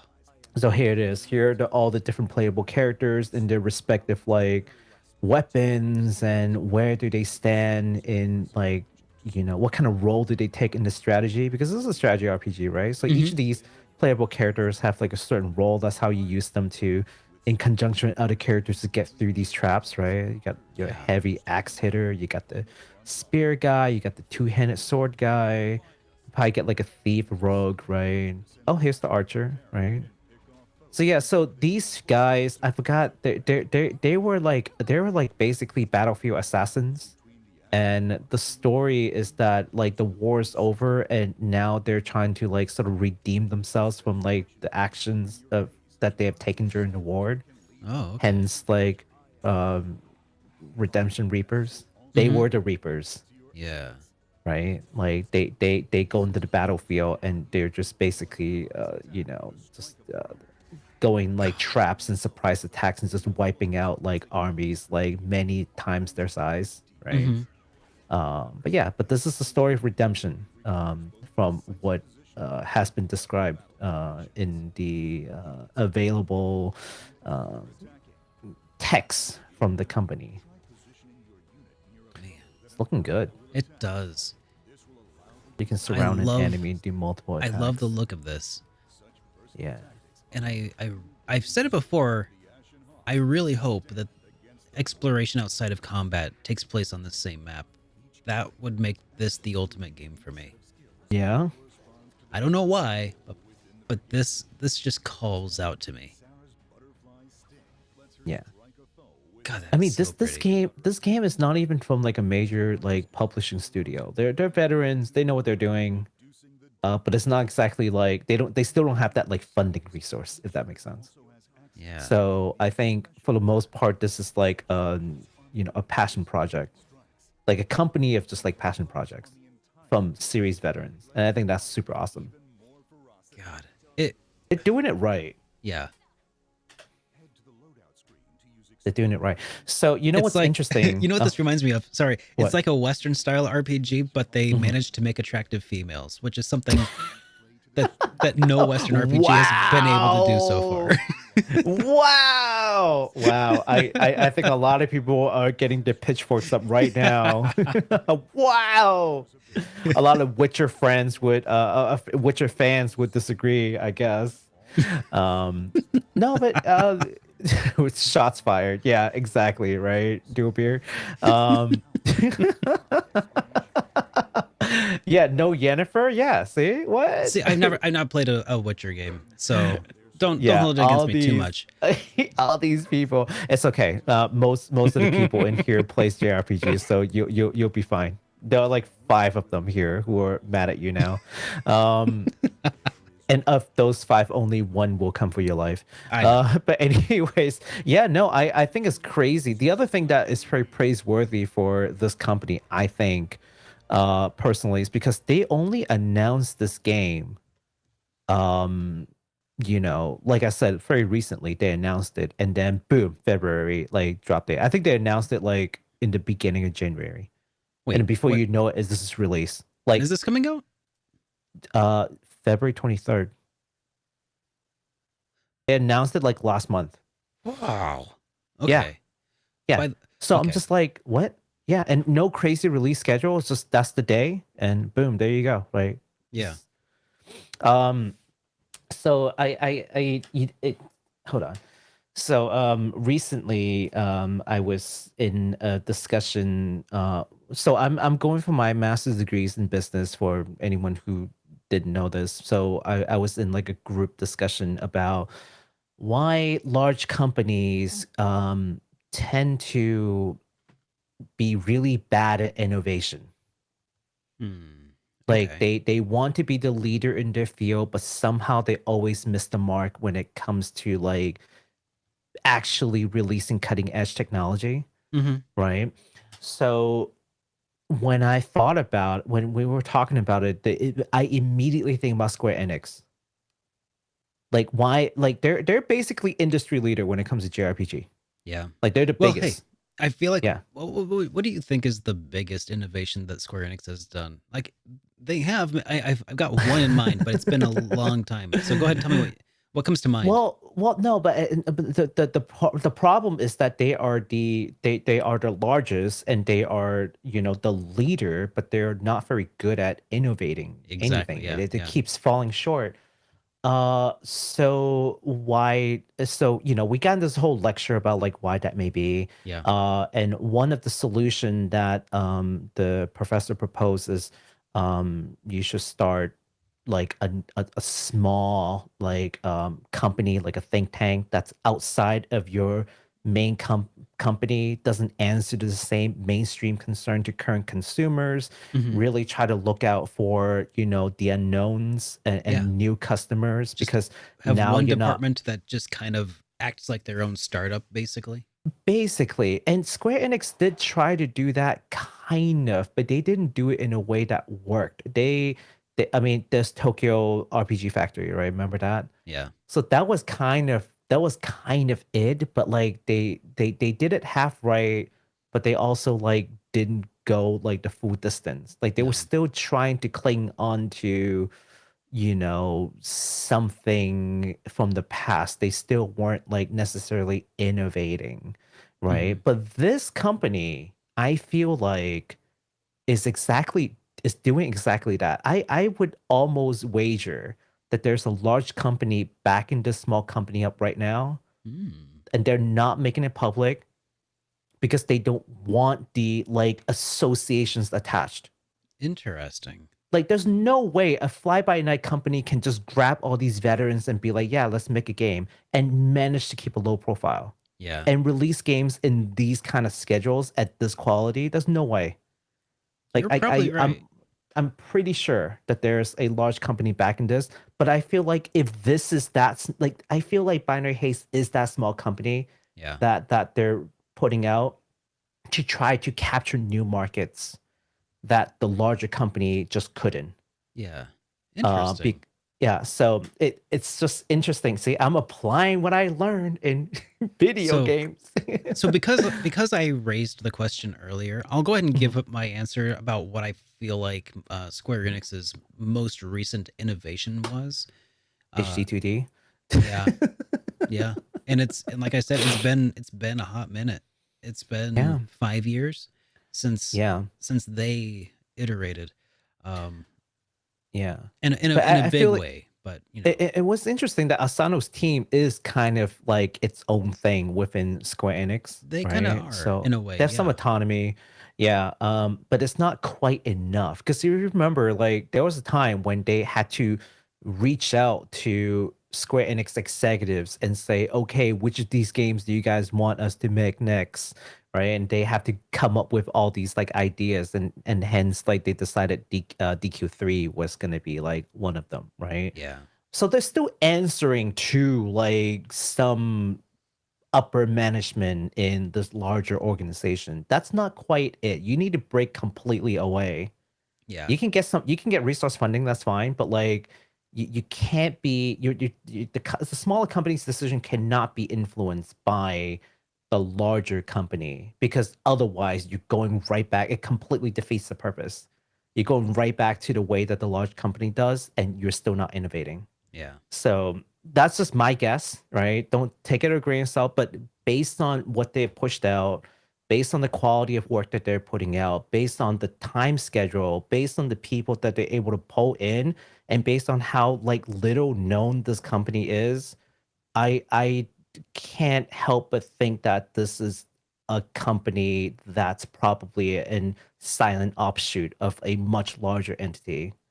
And I'm fine with that as long as they're able to do these like really cool works and Any unrestricted. any Um guesses on who that parent company could be?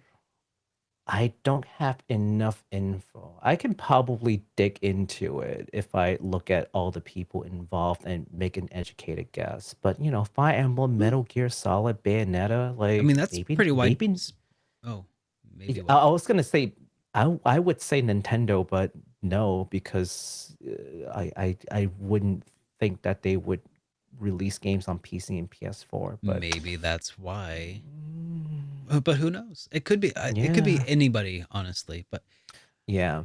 You know what? That's an interesting. I'm gonna look into that. I'll think about it. Yeah, I do some like talking out sleuthing. loud. Sure. Yeah.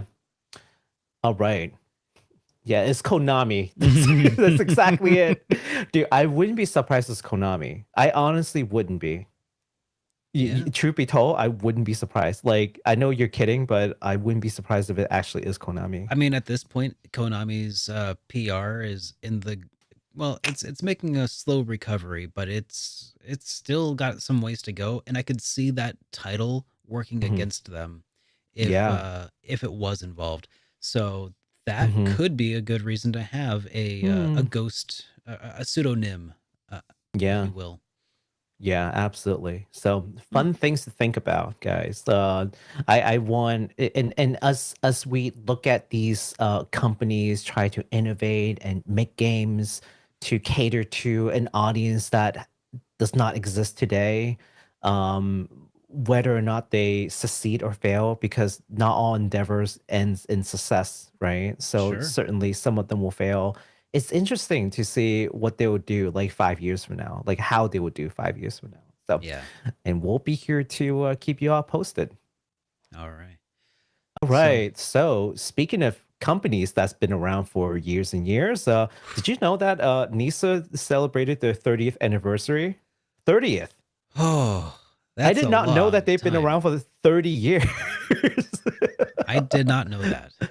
That's a long time. Yeah, Nippon Ichi, I get it, but NISA, really? NISA's been around for 30 years? What? Yeah, since 1993. What? But yeah, but wow, it's just if that doesn't make you feel a little old, like I don't know what does. But anyway, so during the 30th anniversary celebration, they did this whole stream, which we'll link in the description down below. During that 30th anniversary showcase stream, I cannot talk today. There are two particular titles that are of interest to us tonight, and we'll start off with the larger of the two, and that is Disgaea 7, Vows of the Virtueless. Oh. I have to stop for a second because I'm like, "Vah." Disgaea 7, Vows of the Virtueless. So we've known that this is coming. Disgaea 7, we've talked about it. But, here, at least in this show, we haven't really covered anything because all the news that were coming out was just Japan only. And you guys know our policy is like, yeah, we'll let you guys know that something's coming. But unless it is international, it might not be worthwhile to talk extensively over.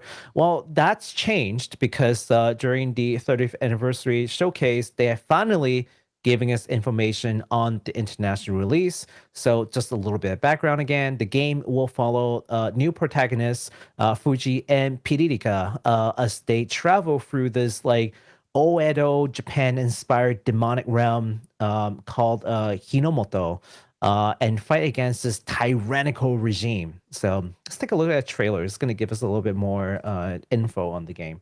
Alrighty.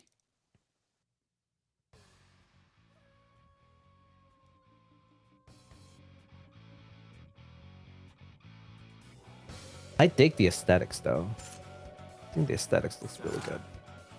That's Fuji. Yeah. All right. What we got? It's taken them 7 games to finally go back to like their roots. Well, hey, that's kind of one of the good things about exploring beyond your roots, I guess, is that when you finally return to those roots. Yeah, you're not just rehashing something for 7 games. Piririka is the otaku, apparently. Oh.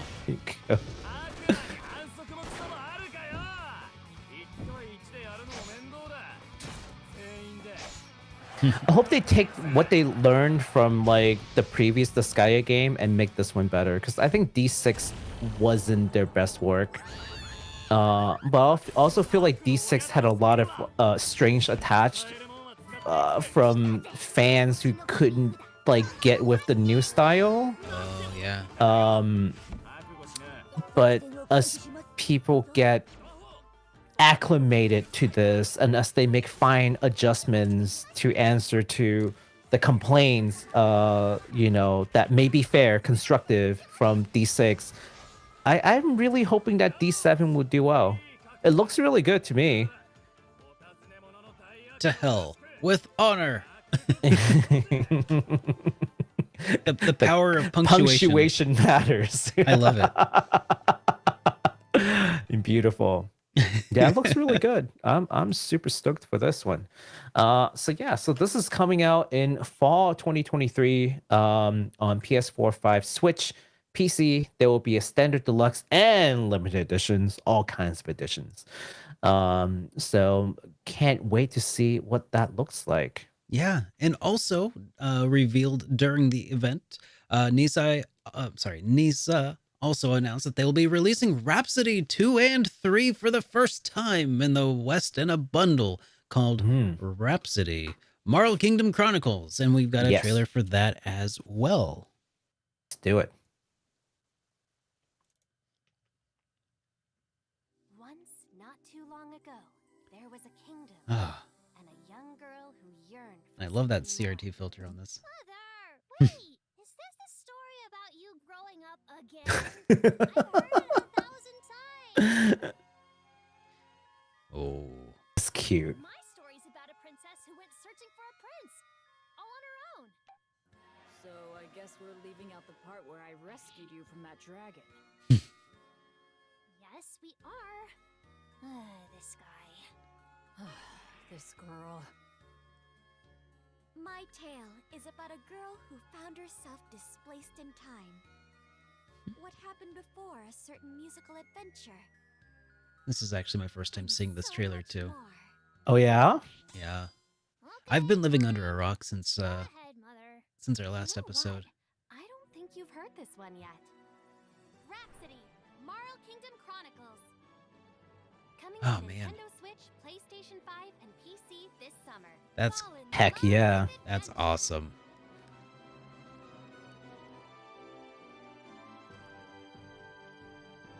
This game looks so Alright. fun. I I know. can't wait. Yeah. There's so many games that we've talked about today that I'm super stoked for, and like this is another one. It's gonna be a good year. Yeah, it's All right. gonna be a good year. So we can look forward to a release sometime in the summer of 2023. So sometime before the end of August. It's going to be releasing on PlayStation 5, Nintendo Switch, as well as PC. No That's Xbox? right. No Xbox this time? No Xbox? What? What? Huh. No Xbox? Limited edition of both games are going to be available for pre-order. Or, I'm sorry, they are available for pre-order right now over at Right the now. NIS store. Yes. And there's a going to be a link to the 30th anniversary celebration stream. If you want to watch the VOD of that, we'll put that in the description down below. That's right. Yeah. So for folks who may not recall, just remember that Rhapsody 1 is now available in modern console. So that's why it's a bundle of 2 and 3. Though I do wish that maybe later on they can release a bundle of just like all 3 games. That'd be great. That would be pretty cool. Yeah. But if you just like, oh, why are they doing 2 and 3? What happened in 1? Well, if you'd watch our show, you'd know that we've covered that already before. But Baku, yes, Baku. rest assured. I forgot that we covered Rhapsody 1, just saying. Why haven't we talked about Rhapsody 1? Oh, I'm kidding. I guess we did. We have totally talked about Rhapsody 1. I think it came with it's Rhapsody 1 and La Pucelle. It's like a bundle. It's the Nisa like classic volume. Oh, you're right. Okay, it's the Yes. double pack. The double Yes. pack, yeah. But see, you One see of how their like double that game packs, is actually. Yeah. bundled, and then this is bundled. I'm like, Yeah. well, what if we have all 3 bundled? Okay, it's whatever. So it is time Anyways, for us yes. to move along to some industry news. Fun industry news. All Yay. right. Yay. Industry news. All right, let's go. So if you're a Final Fantasy VII fan and you need an excuse to take a day off, well, you can tell your boss that Square Enix just registered with the Japan Anniversary Association that from henceforth, January 31st is now be known as Final Fantasy VII Day. Wow.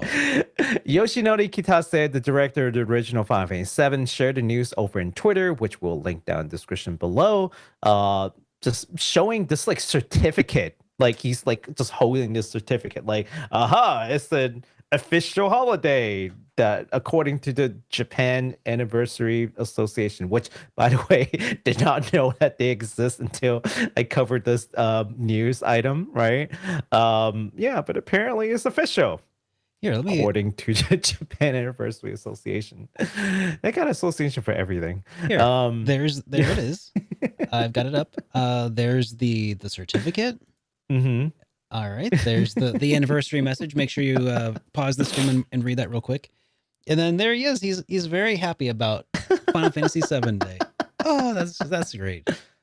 Oh boy. So Baku, how long till you register for Hitpoint Day? We could probably do that like now. I mean, by the time we Okay. submit the papers and all that, by the time we get accepted, like, Yeah. it's gonna take some time. All right. I don't know when they submitted papers to get Final Fantasy 7 Day. So for everybody who has just like a floating flex holiday and you're not really sure when to use it, this is your time. This is when you should use it to celebrate and honor Final Fantasy VII Day. Not Also, Final Fantasy Day, Final Fantasy VII Day. 7 Day. Yeah, that means that every single Final Fantasy can have its own day. I think, Final Fantasy should have its whole week. Just like 1 through 7 on the whole, like starting on the 24th and through the 31st. That would be awesome, right? There's 16 games. They could do 2 weeks. Oh man, that'd be kind of like, what would they call that? If not like Golden Week, what would it be like? Final Fantasy break. Limit break. Limit. A limit break. I like it. I like it a lot. I was gonna say it can't be Golden Week because some of those games were like not all that golden, but well, I mean, hit and miss week. Every day during the break, you have to play that game. So on the first day of Final Fantasy Limit Break, you have to play Final Fantasy 1, Final Fantasy 2, so on and so forth. Oh, that's awesome, man. Full disclaimer, by the way, we here at Hitpoint cannot guarantee that your boss will let you take off on Final Fantasy 7 days. So use that excuse at your own risk. Don't get mad at us if you get like terminated for this. Oh man. I mean, the fact that it is an official holiday in Japan, though, like if you could tell them like this is my religious holiday, I need to perform various rituals and rites on this day. I need. Here's the thing. Yeah. It's I don't know if it's not an official holiday. It's just a day that gets registered with this association. I mean, at what point does it become a holiday? If their national diet accepts it and adopts it into a national holiday. Oh, so there's still procedures left to be done before it'll be like, I mean, because like we in the United States, for anybody who doesn't know, we have stupid holidays that are on the books and they are official. Like it's, what is today? Official macaroni and cheese day or something like that, right?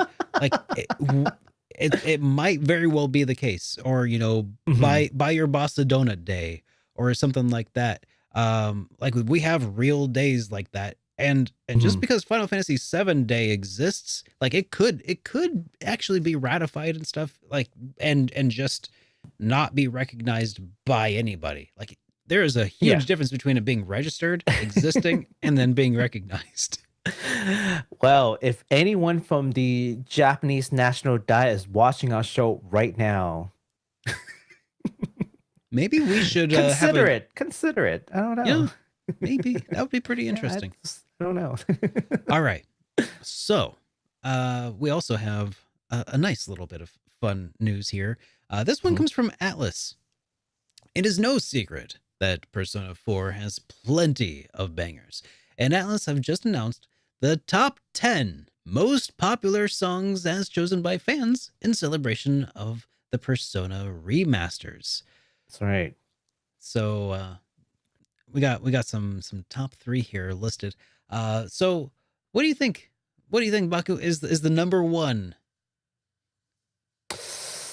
Are we starting with 1? You want to go backwards?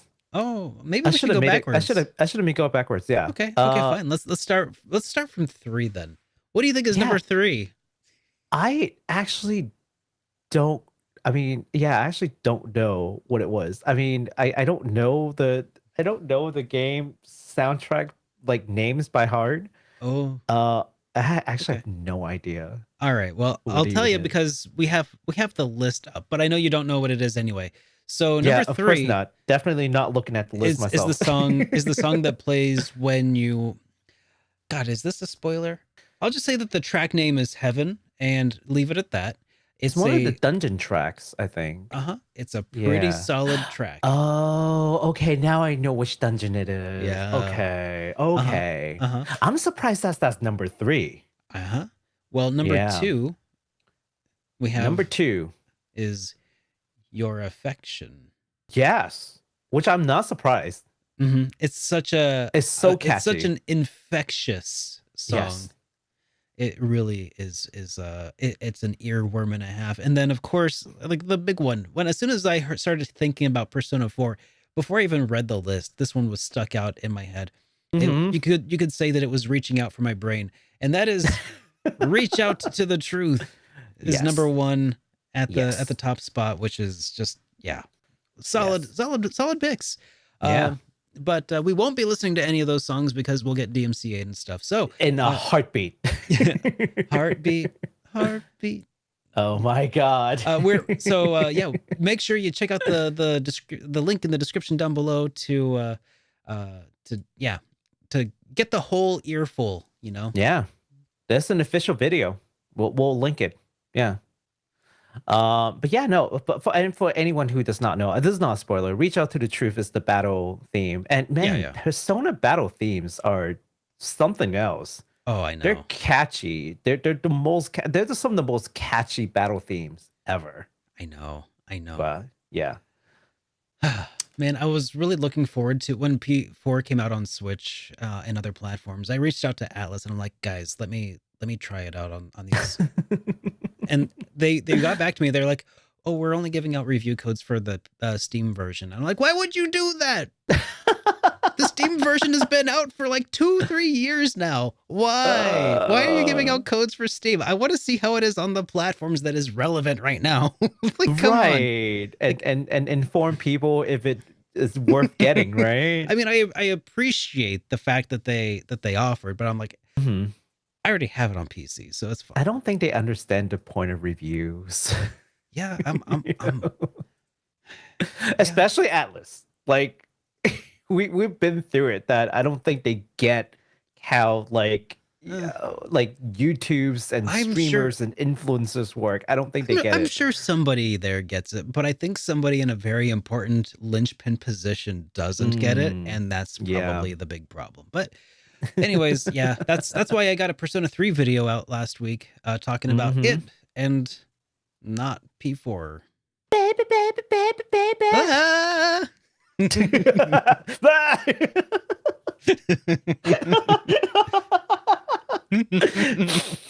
All right. All right, Baku and Derek hitting the road. Going on tour. We're definitely going on tour. All right, next up we got the what is it? The headline today. All right. Koei Tecmo is cracking down on unauthorized dead or alive body pillows. They told you they're coming for your waifus. They're coming for your waifu pillows. Told you they're coming for your waifus. So this is a news item from Famitsu. So according to Famitsu, Koei Tecmo, the company behind Dead or Alive series, is taking some serious actions against one unauthorized seller of Dead or Alive body pillows. And in Japan, Koei Tecmo has stated that the act of selling unauthorized body pillows is, quote, extremely malicious. Oh, strong words. Extremely malicious. Malicious dare you sell waifu pillows that are unauthorized? Malicious. Let me just say, malicious. The root word being malice is such a severe term for hatred and loathing. like malicious. It is acting with intent. It is ill intent incarnate. It is so, it's such a lovely word. I love it a lot. Malice, malicious, extreme malice is kind of already implied by the word malice. So like, I'm sorry, but the phrase extreme malice to me is like, whoa, what are they doing to these body pillows? And then I remember, oh, they're body pillows. Okay, so the person in question in the Famitsu article anyways, is a man in Japan who had purchased 22 body pillows with the intent to resell them. Big no. Oh, don't do that. Yeah, that's unauthorized. These are unauthorized selling of body pillows. That's bad. That's where the maliciousness came from. How dare you? All 22 of them? Probably not all 22, just probably 21, maybe 20, maybe 10. Maybe it's just like half of them are extras. You know. I'm sorry, but this is question. Just... I'm coming from this from sort of an outside perspective. How many? Just spitballing here. On average, the kind of body pillows people would buy. About what percentage of them do you think are officially licensed merchandise for your waifu snuggling consumption? You'd be surprised. Like in Japan, these companies would release body pillow covers. No, not just body pillow covers. I mean, I've seen some body cover pillows. Yeah, but the ones that people buy are usually not what I would call brand friendly. No, see, that's what you think. Like, I know what you're saying, and those are usually like the ones that you get from like conventions and such. Right. Yeah, but the companies in Japan, they sell pretty risque things for the body pillow. They don't offer it out in the West, but if you go to Japan, you'll find them, and they're officially licensed. That's officially licensed. Yes. Oh wow. Remember, this is the land of a lot of they call R18 games, basically like rated X games, like all over the place. Oh, okay. Well, I guess coming from as a Westerner, where all of the those body pillows of that particular variety are probably unlicensed merchandise. Like you wouldn't find Nintendo of America selling a peach waifu body pillow, right? Well, in a certain compromising position or something. Like you wouldn't find that with like the Nintendo official seal of quality. Yeah, but that's Nintendo. There are other companies with a little bit lax on, that particular set of morals. Bandai Namco, I don't think Saban Entertainment. I'm trying to think of some like I don't know. The Pokemon company probably not putting out. Okay, well, anyways, go ahead. I mean, you do have like Compound Hard, and Well, sure. I mean, but that's different. They're sizable. But anyways, yes. So Gust is another one, but yeah. So let's talk about it, right? Let's talk about these like fan arts, if you will. And let's talk like broadly, right? Like, yes, there are these pillows, covers, but there are all kinds of other things that you can find at conventions, like t-shirts, things that aren't even risque, just any kind of like fan art that gets turned into merchandise from artists, keychains, you name it, right? There's all kinds of things that you can find at conventions. If you're an artist, okay, and you're hearing the story and you're kind of getting a little nervous, like, oh my God, what can I do to make sure that I'm protecting myself, make sure that I'm doing things right? Or if you're a con goer and you're like, well, how come all these companies can do A, B, and C selling prints and their fan arts on posters? Like, how does that work? Okay, this is to answer to that curiosity. So, a lot of franchises, these companies will have something called guidelines for derivative works. is the key term that you're looking for. They're called derivative works. Okay. That can be monetized without explicit agreements.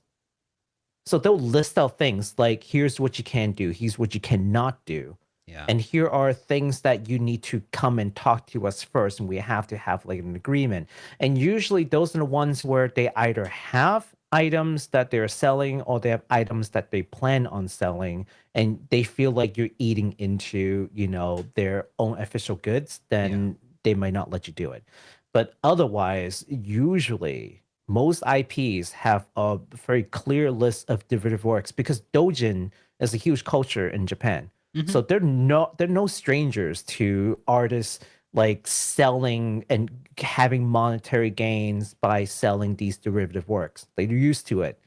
So just look it up. Like I can't think of one right now, but like even things like Persona would have like a guideline for derivative works. So and it's super popular, and you'll see like Persona keychains or Persona fan arts that are sold in conventions. Well, guess what? There's a guideline for that. So if you're an artist and you're like about to spend some money to print your merch and create these things for an upcoming con, and you're a little nervous to see like, oh my God, is this thing even like legal? Are they gonna like send me cease and desist?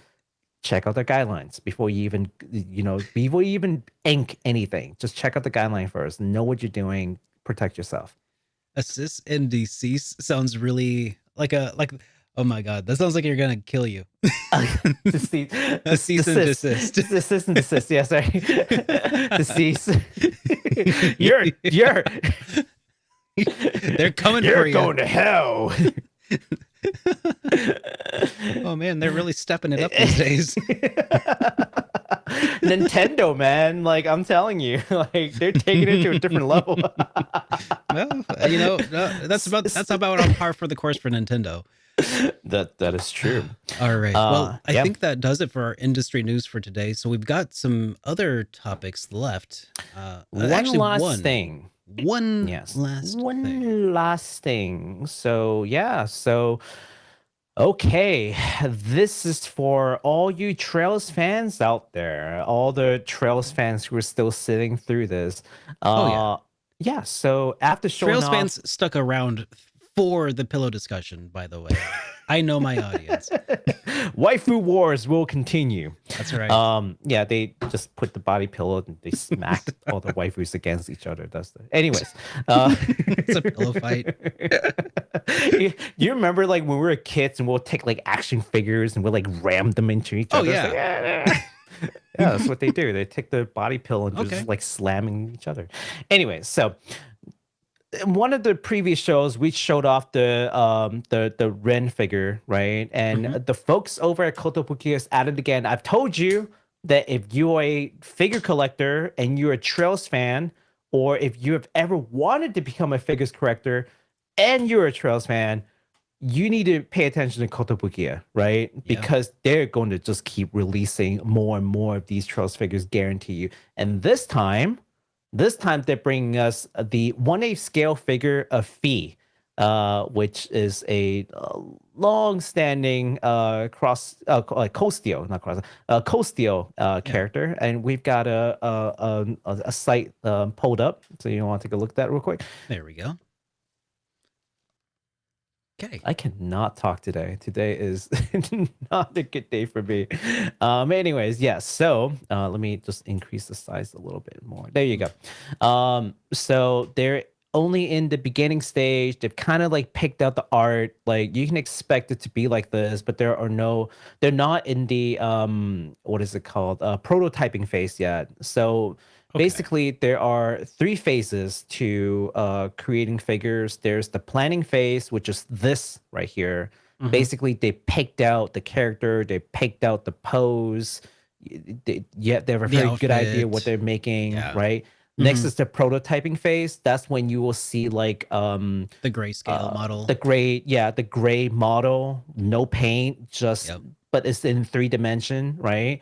And then you'll finally have like basically the pre-order phase when they have that colored, and the pre-order information is available, and then you'll get it in like a year or something. So we're very early, but they have picked out the character, they picked out the pose. This is going to be Fee from Coastal 3 variant. So I don't think you're at Coastal 3, you're Coastal 2, right? Still on 2. Yeah. Okay, so slight spoiler for you. But this is coming. So yeah, just please check it out. They do have a special message for all the Trails fans. So if you're a Trails fan, stick around for the special message. Yeah, special message from Falcom or Kotobukiya rather. Ever since we announced the start of our upcoming figure lineup for the Legend of Heroes series, many fans requested Fee. And now she will finally be released as the figure. Thanks to everyone, we have quite the variety of characters in this series lineup. We will continue to support this series, and we hope you'll support it with us as well. So there you go. A confirmation that they're not anywhere near done with releasing. Like, you know what? Maybe I need to get like a second job if I afford all of this. Well, before you get a second job, you need to finish college. Yeah. You're running out of time. Your second job should be your YouTube channel, Baku.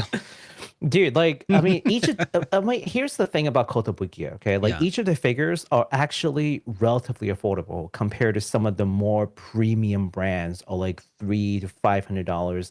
You're looking at more like $100 to $200, depending on the complexity of the figure, which is actually, in this day and age, with the inflation, relatively affordable compared to some of the other and the stuff exchange rates too. Yeah, and with the exchange rate, that's bounced up a little bit, but it's still really good right now. Yeah. So, but once you add up all the characters and trails that they could possibly do, and there are a lot of them. There are many. It's gonna add up to thousands of dollars. So hey, I'm just saying that if you plan on collecting this entire lineup, this entire series, I think this is just the beginning. They're probably going to keep releasing figures for the next many, many years. So, especially because, you know, one of the first things I read from somebody who came across this knowledge of the new Fee figure, they are a fan of Fee, but they said something to the effect of, great, they would have to pick the one outfit I don't like her in. It's just like, oh, jeez. I've got some Toa fans who are waiting for a Toa figure. I guarantee you they will make a Toa. Like, I'm willing to put money on it. There's going to be a Toa. They will make a Toa figure. Just wait. She'll come. It's just a waiting game for sure. Yeah. So, glad to let you all know that this is coming. So, yeah, that's the final news item for us for the evening. Now, it is time for us to respond to some of those super chats we've been seeing roll in throughout today's episode. Heck yeah, let's go. Let's go ahead and start with this one here from Module Cell, who says, I have some fears and wonder if you might as well. Do you think the acquisition of Activision/Blizzard by Microsoft will change the monetization system to free to play in conjunction with the new trading post feature?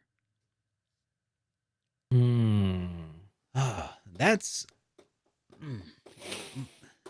Microsoft transitioning toward free to play for the various like with like World of Warcraft, for instance. Okay, I could see that happening. I could, but but would they? I mean, I feel like at a certain point, Activision Blizzard is big because they are not free to play, because they are subscription-based services. That is part of what makes at least World of Warcraft such a cash cow, I think. Like, you don't get to be as big as Activision Blizzard without, I mean, because I guess if it's free to play, that just means that it's another word for like pay to win, right? Because then at a certain point, if you want to monetize, you're going to do it through selling legendary loot. Well, not necessarily. You can pay to play without pay to win, and there's a you way can to do it's it. just but there's also a predatory Final way Fantasy to do it. 14 is very much pay to play, but not pay to win. You pay a monthly subscription for the rights to play the game, but yeah, that's what I'm saying. Like, paying for access, like what they currently do with World of Warcraft. That's a way to make the people playing your customers, you know, as opposed to free to play.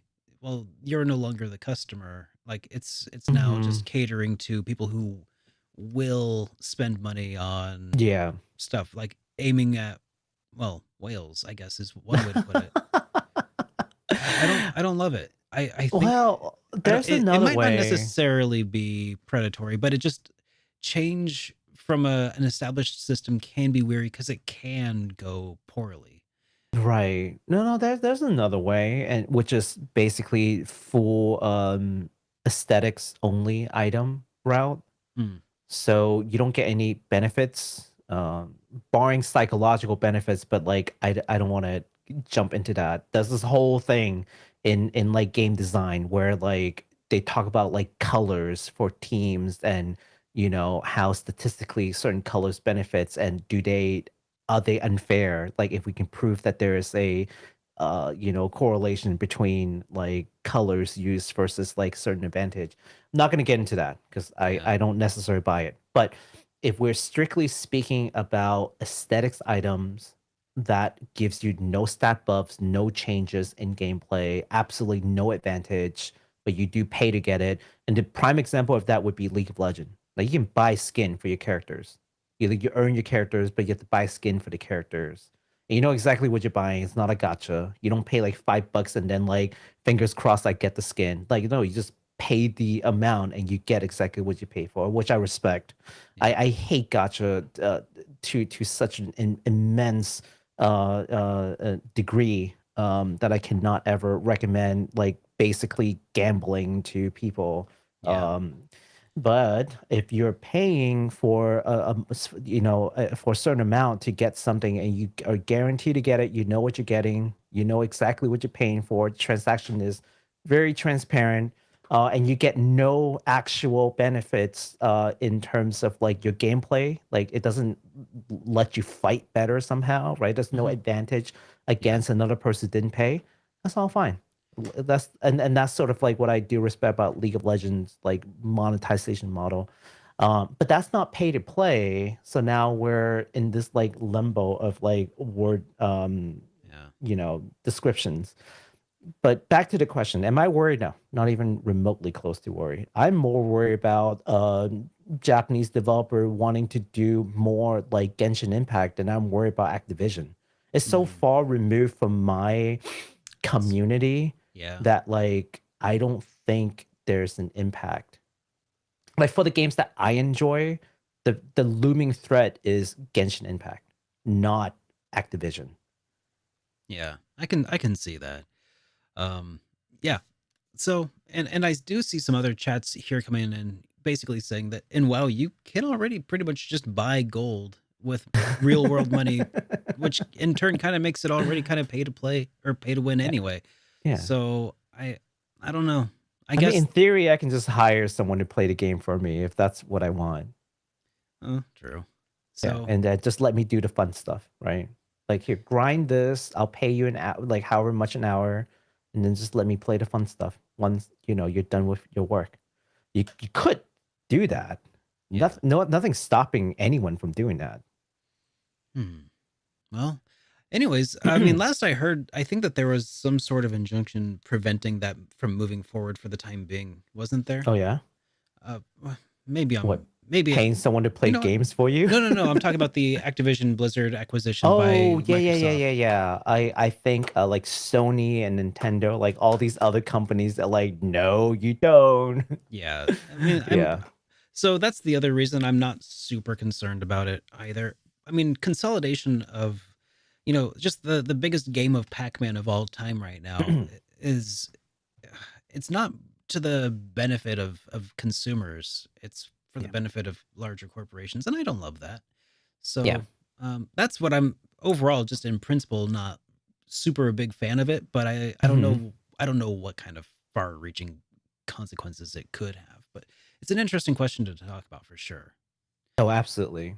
Yeah. And speaking, I guess speaking too specifically to the concern of that model because of the acquisition somehow messing up with our ecosystem, at least here in the JRPG community, probably too far removed for that to ever matter to us. Yeah.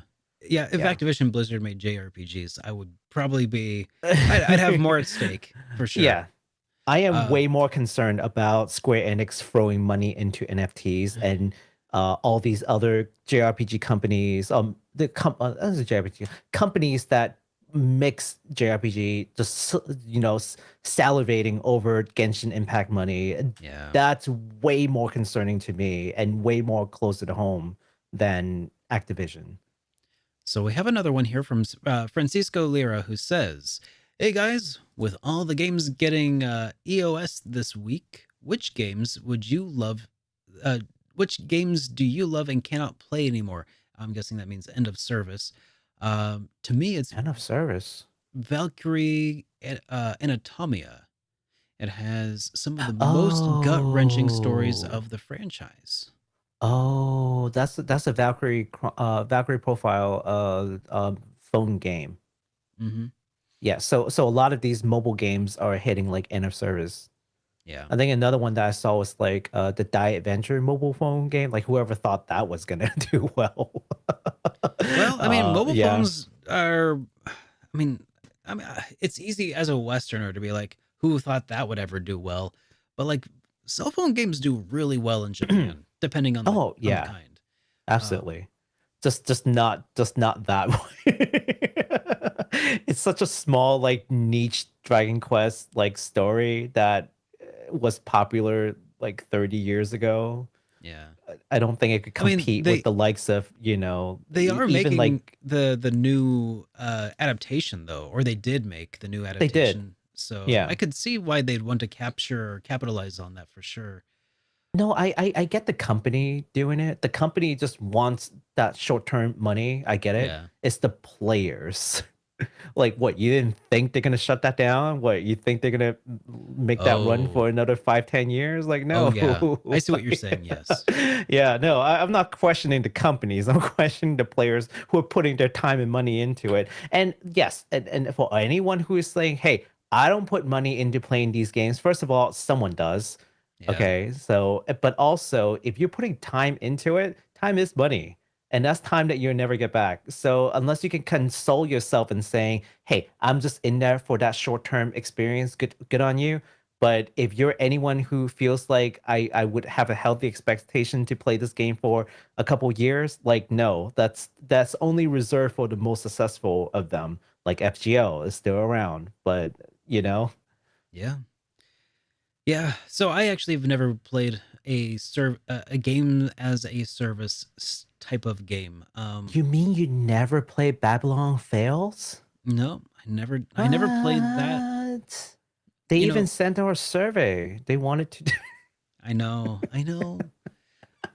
They made it look. They so cared. Pretty. They it was wanted so to know pretty. how they can improve. but I've never played a single service game. So, unfortunately, I don't really have a whole lot I can contribute to that answer. But, I think that's just another kind of reason to seek out physical media, because one of the services that we're always relying on, especially right now, that it might not be the game as a service, but it is the service of the downloads, the servers that a lot of us are relying on for our digital copies of games. Physical media makes a big difference. It's very important. So That's right. And to our previous point about Steam, it hasn't happened yet, but it could happen. There's such a thing as too big to fail, right? Like, sure. it's Steam. It'll never happen. But what if? Until something it does. like exactly. And what if one of the smaller ones went under? I mean, Good Old Games. I surely hope not, but they're a lot smaller. I could see that possibly happening. A lot more likely than Steam, at least from this perspective at this point in time. It would be the more likely scenario, but at least all of GOG's stuff is DRM free, which is great. So you're, as long as you have your own backups, that's fine. It's as good as having a physical copy. That's true. Something like That's true. something like the as long as your backups are good, that is. Something like oh, what's the other big one? Mhm. The people behind the other store that does free games every once in a while. Epic. Yeah, them. Mhm. I know what See, you're talking about. Yeah. I mean, they've got such name recognition. How could I Mhm. forget that? But you know, if they wanted out of the game, if they at one point decided, you know what, everybody hates us because of Fortnite, the whole world's against us. Let's just cave. You know, we'll just bow out. Say, okay, Steam, you can have your monopoly back.